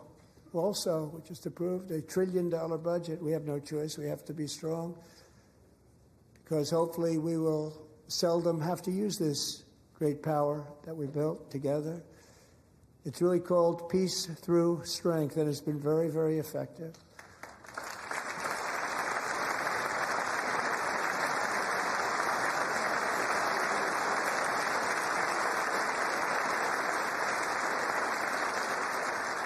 So thanks to Republicans in Congress, we're investing that record number of dollars, have no choice, in the United States Armed Forces. Also creating a lot of jobs, but we're not even doing it for that reason. Because as I said, we have more jobs, more people working today than ever before in the history of our country. And NATO countries are friends and allies. They are. They're our friends and they're our allies, have just agreed at my very strong request to pay 5% of GDP for military defense rather than the 2%, which they weren't paying. We were paying for almost all of NATO. Now they're paying 5 as opposed to not paying 4.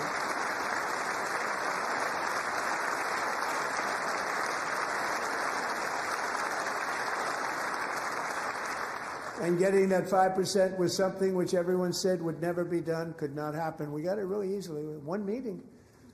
And big difference between 2% that's not paid. We were paying the freight of many of them. Very few were paid up. Now 5%, then they're paid.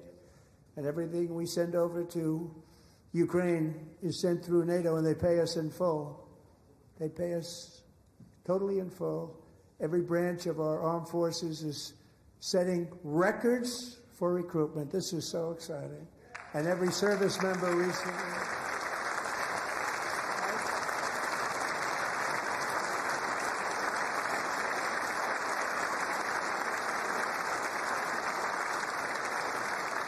And every service member recently received a warrior dividend of $1,776.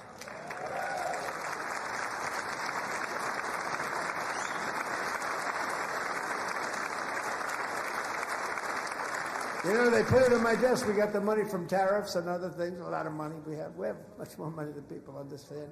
Have to rebuild that program a little bit, but it won't take long. But we got the money, and it was $1,775, and they wanted my approval. And I said, what's the number? $1,775. I said, wait a minute. For $1 more, we can have $1,776. It's going to I said, we're going to figure that. I never asked anybody if we could afford it. $1 more. I said 1776. And I said, that's good. And I'll tell you what, our military, that was 4 months ago, our military, I never see a person in the military that doesn't thank me for it. So we're honored to do it. They deserve it. And we call it 1776. It was great. And we love our military. We love our law enforcement. We love our firemen. You know, the firemen don't get mentioned enough. We love our firemen. We're also...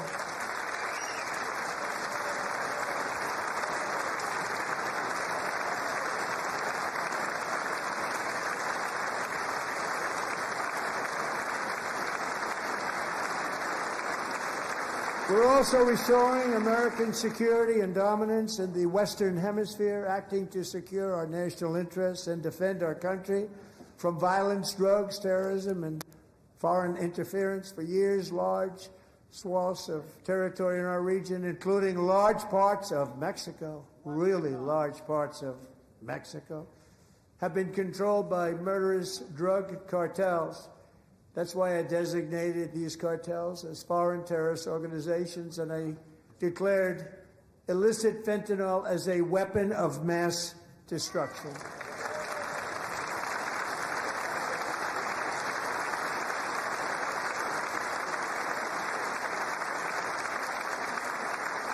And with our new military campaign, we have stopped record amounts of drugs coming into our country and virtually stopped it completely coming in by water or sea. You probably noticed that.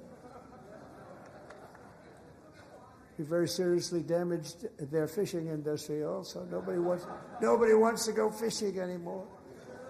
We've also taken down one of the most sinister cartel kingpins of all. You saw that yesterday. In January,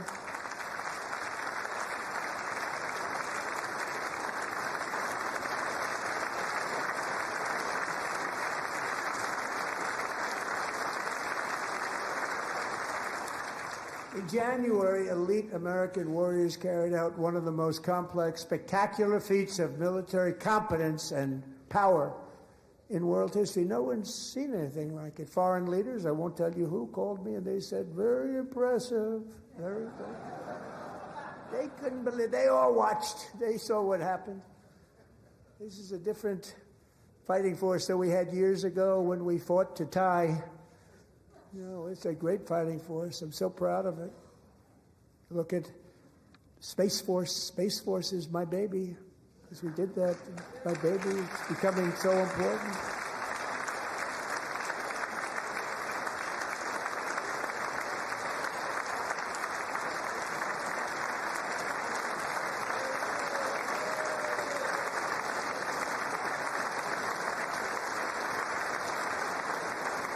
And America's armed forces overwhelmed all defenses and utterly defeated an enemy, good fighters, to end the reign of outlaw dictator Nicolas Maduro and bring him to face American justice.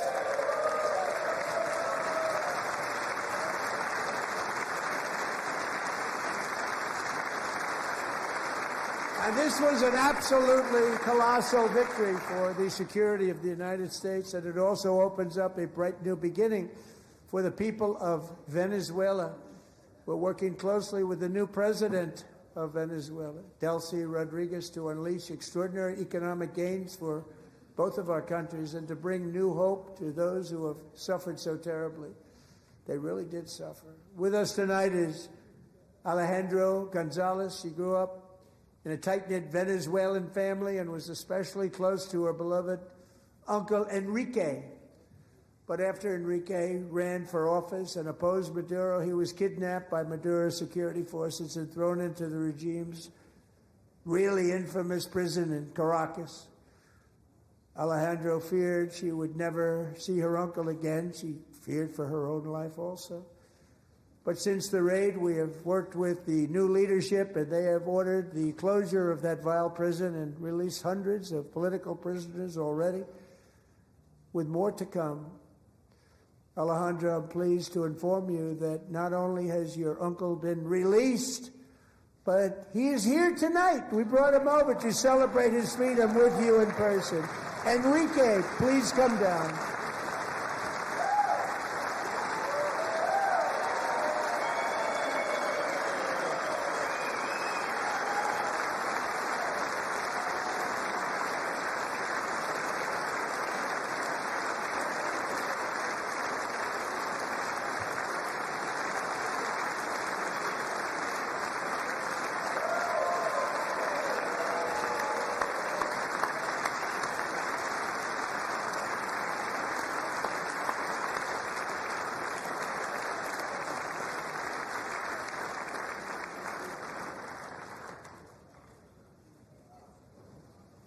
Thank you, Enrique. Have a good time. Nice to have you back, Enrique. There were many heroes on that January raid to capture Maduro. Really great heroes. It was very dangerous. They knew we were coming. They were all set. But the deeds of one warrior that night will live forever in the eternal chronicles of military valor. Chief Warrant Officer 5, Eric Slover, planned the mission and was the flight lead in the cockpit of the first helicopter, a big, beautiful, powerful helicopter. It was a massive Chinook carrying, as you can imagine, many, many American warfighters. Wearing the dog tags, his wife Amy had blessed with holy water before he left. She knew it was going to be a rough one. Eric steered the Chinook under the cover of night and descended swiftly upon Maduro's heavily protected military fortress. This was a major military installation, protected by thousands of soldiers and guarded by Russian and Chinese military technology. How did that work out? Not too good. While preparing to land, enemy machine guns fired from every angle, and Eric was hit very badly in the leg and hip, one bullet after another. He absorbed 4 agonizing shots, shredding his leg into numerous pieces. And yet, despite the fact that the use of his legs was vital to successful helicopter flight, legs are the most important part of flying a helicopter, to deliver the many commandos who would capture and detain Maduro was the only thing Eric was thinking about.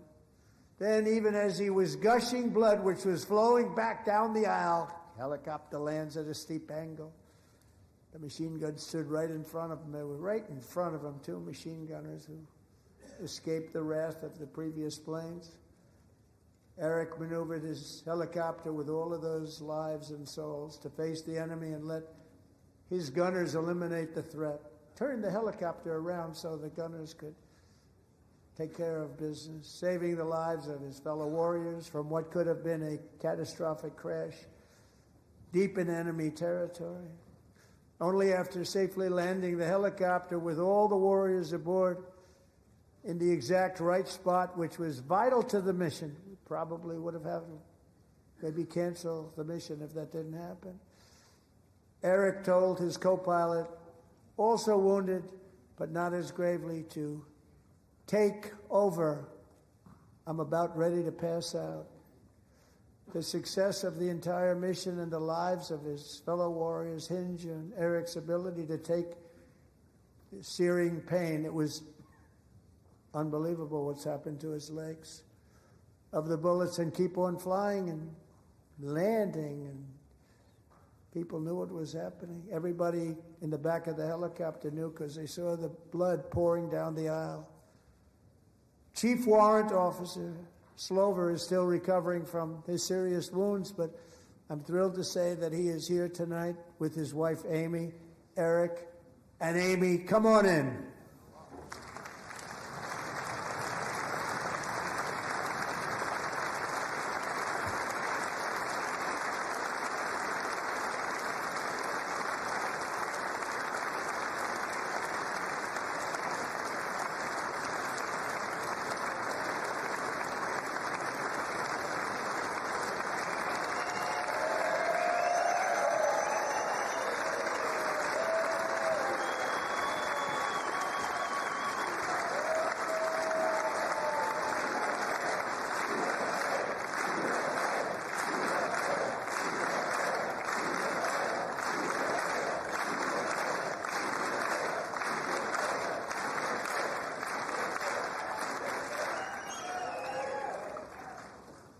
So we have a surprise for Eric and Amy. In recognition of Eric's actions above and beyond the call of duty, I would now like to ask General Jonathan Braga to present Chief Warrant Officer Slover with our nation's highest military award, the Congressional Medal of Honor.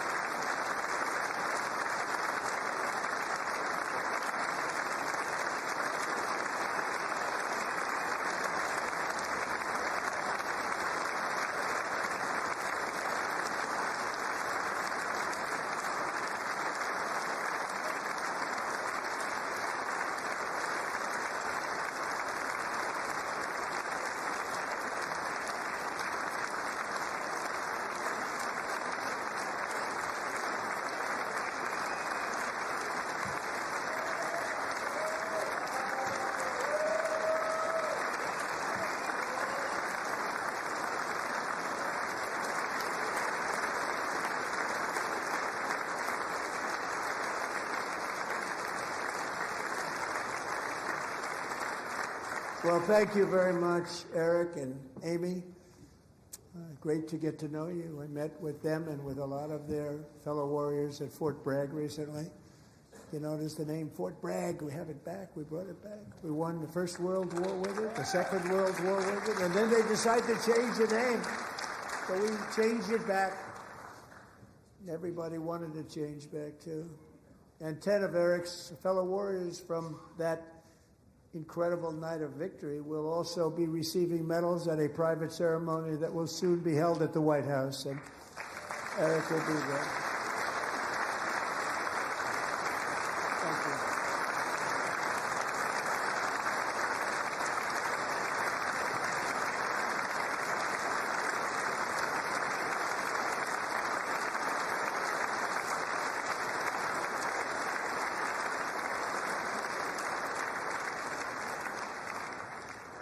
Thank you, Eric.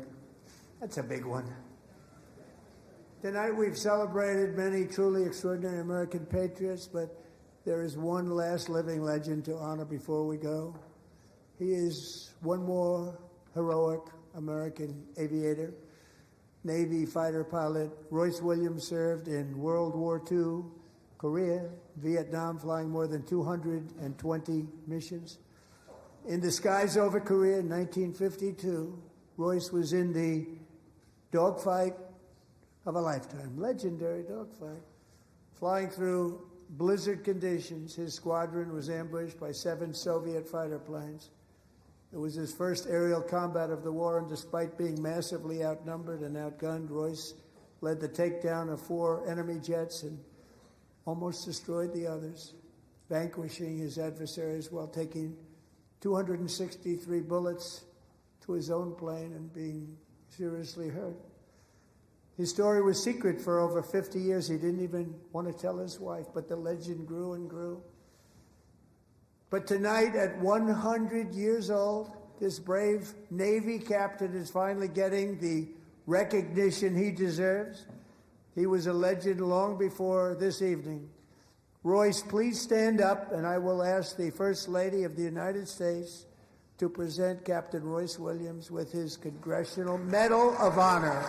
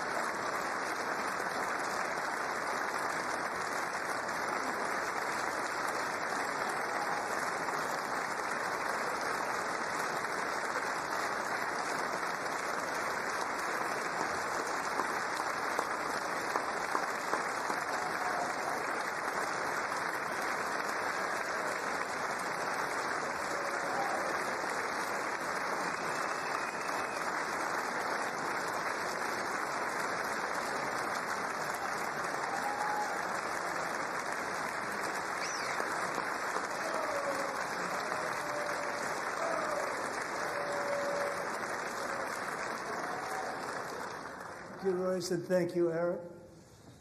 I've always wanted the Congressional Medal of Honor, but I was informed I'm not allowed to give it to myself, and I wouldn't know why I'd be taking it, but if they ever open up that law, I will be there with you someday.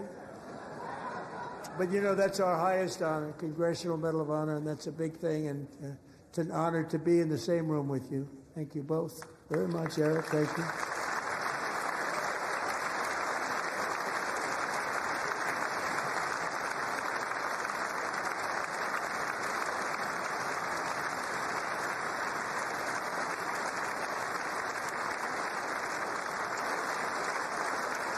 Thank you.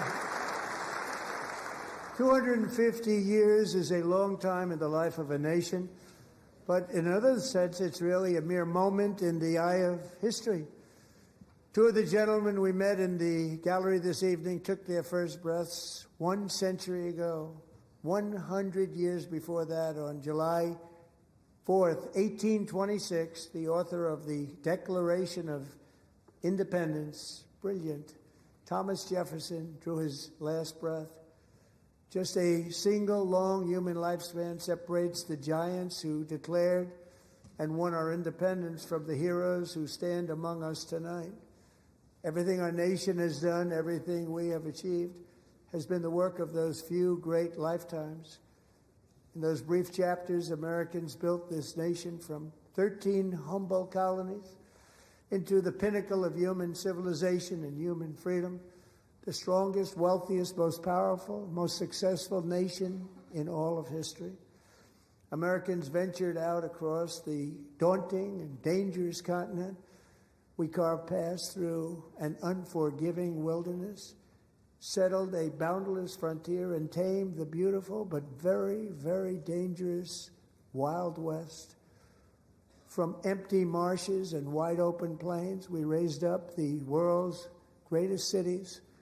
Together we mastered the world's mightiest industries and shattered history's monstrous tyrannies, and we liberated millions from the chains of fascism, communism, oppression, and terror.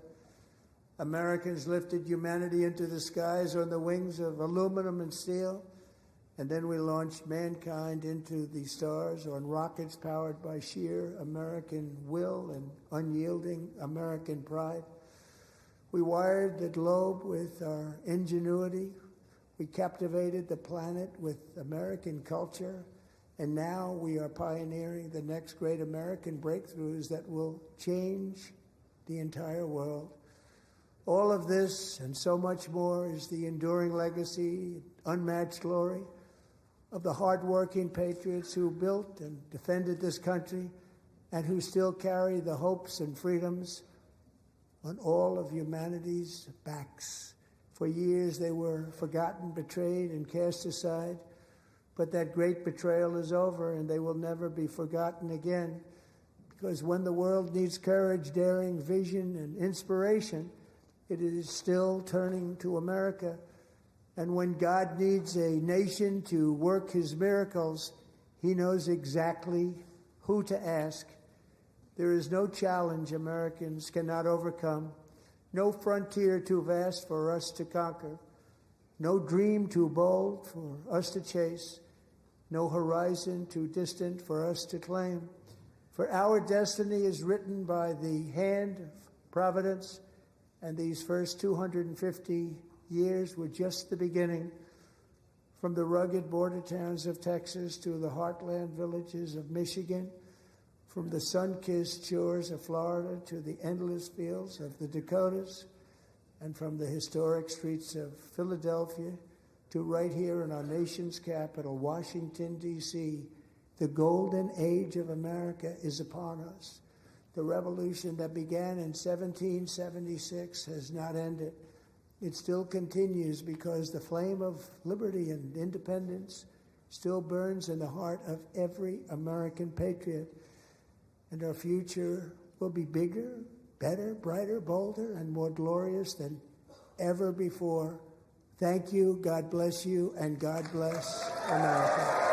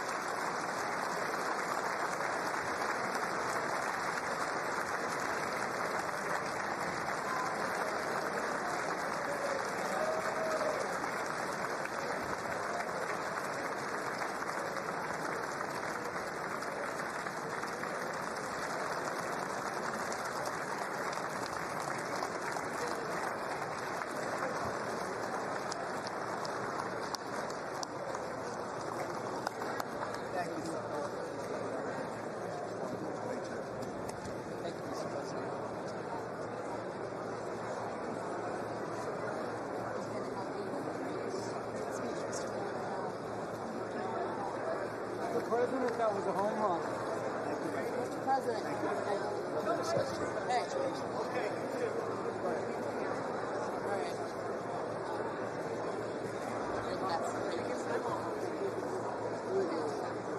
Good job. Thank you. Very well done, sir. We'll see you Friday, Mr. President. Great job. Oh, good. See you.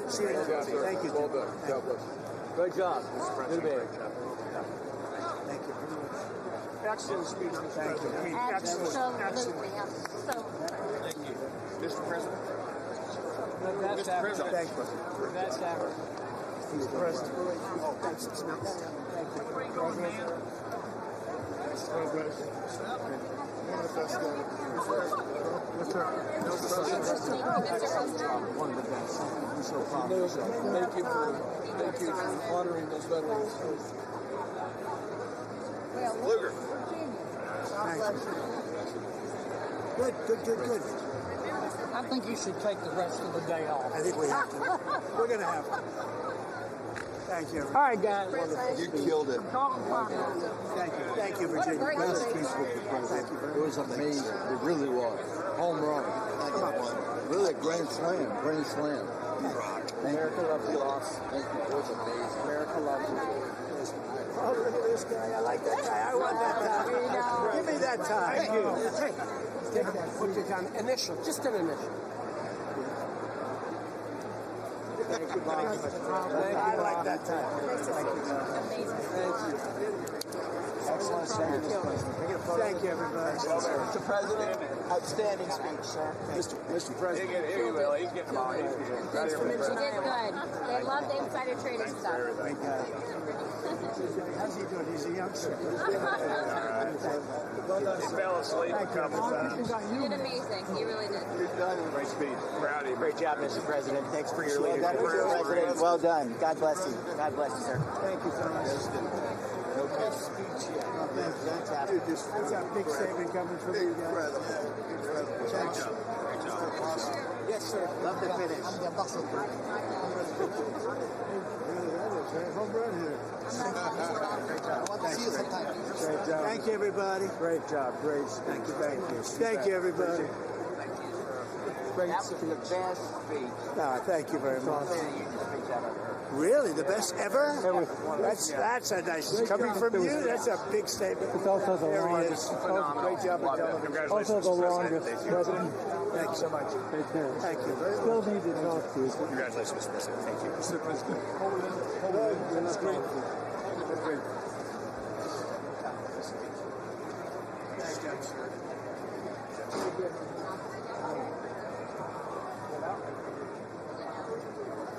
Yeah.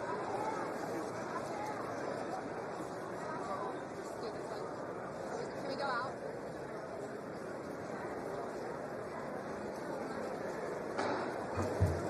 The chair declares the joint session of the two houses now dissolved.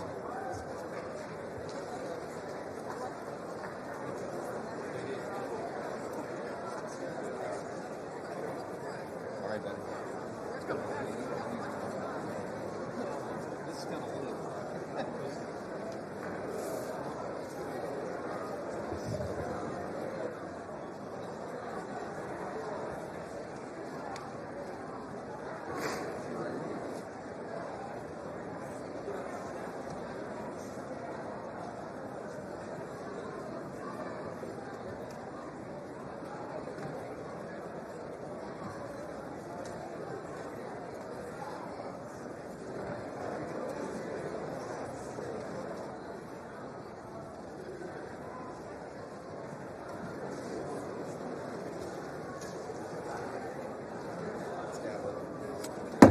The House will come to order.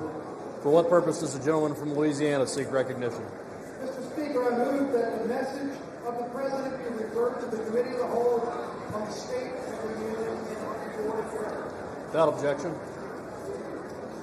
Does the gentleman from Louisiana have a motion? Mr. Speaker, I also move that the House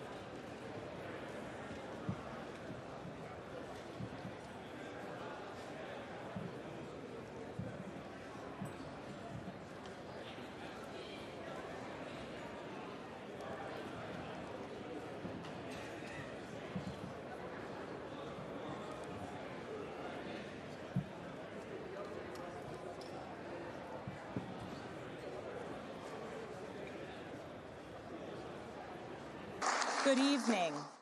Good evening and welcome to historic Williamsburg. We are gathered here in the chambers of the House of Burgesses. In 1705, the people of the Virginia colony gathered here to take on the extraordinary task of governing themselves. Before there was a Declaration of Independence, a Constitution, or a Bill of Rights, there were people in this room. The people who served here ultimately dreamed of what a new nation, unlike anything the world had ever seen, could be. The United States was founded on the idea that ordinary people could reject the unacceptable excesses of poor leadership, band together to demand better of their government, and create a nation that would be an example for the world. And this year, as we celebrate 250 years since America declared our independence from tyranny, I can think of no better place to speak to you as we reflect on the current state of our union. Tonight, as we watched our nation's lawmakers gather for a joint session of Congress, we did not hear the truth from our president. So let's speak plainly and honestly. And let me ask you, the American people watching at home, 3 questions. Is the president working to make life more affordable for you and your family? Is the president working to keep Americans safe both at home and abroad? Is the president working for you? As I campaigned for governor last year, I traveled to every corner of Virginia, and I heard the same pressing concern everywhere. Costs are too high in housing, healthcare, energy, and childcare.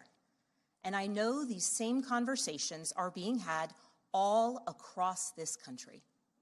Because since this president took office last year, his reckless trade policies have forced American families to pay more than $1,700 each in tariff costs. Small businesses have suffered, farmers have suffered, some losing entire markets. Everyday Americans are paying the price. And even though the Supreme Court struck these tariffs down 4 days ago, the damage to us, the American people, has already been done. Meanwhile, the president is planning for new tariffs, another massive tax hike on you and your family. And Republicans in Congress, they remain unwilling to assert their constitutional authority to stop him. They're making your life harder. They're making your life more expensive. They're even making it more difficult to see a doctor. Rural health clinics in Virginia and across the country are already closing their doors thanks to the so-called One Big Beautiful Bill, championed by the president and Republicans in Congress. And tonight, the president celebrated this law, the one threatening rural hospitals, stripping health care from millions of Americans and driving up costs in energy and housing, all while cutting food programs for hungry kids. But here in Virginia, I am working with our state legislature to lower costs and make the Commonwealth more affordable. And it's not just me. Democrats across the country are laser focused on affordability in our nation's capital and in state capitals and communities across America. In the most innovative and exceptional nation in the history of the world, Americans deserve to know that their leaders are focused on addressing the problems that keep them up at night. Problems that dictate where you live, whether you can afford to start a business, or whether you have to skip a prescription in order to buy groceries. So I'll ask again, is the president working to make life more affordable for you and your family? We all know the answer is no. I grew up in a house of service. My mother was a nurse, and my father was a career law enforcement officer. I began my career by following in my father's footsteps as a federal agent, working money laundering and narcotics cases. I worked side by side with local and state police to keep our community safe and to uphold and enforce the law. Law enforcement officers across the country know that it is a unique responsibility to do the serious work of investigating crimes, comforting victims, and making arrests. It's about building trust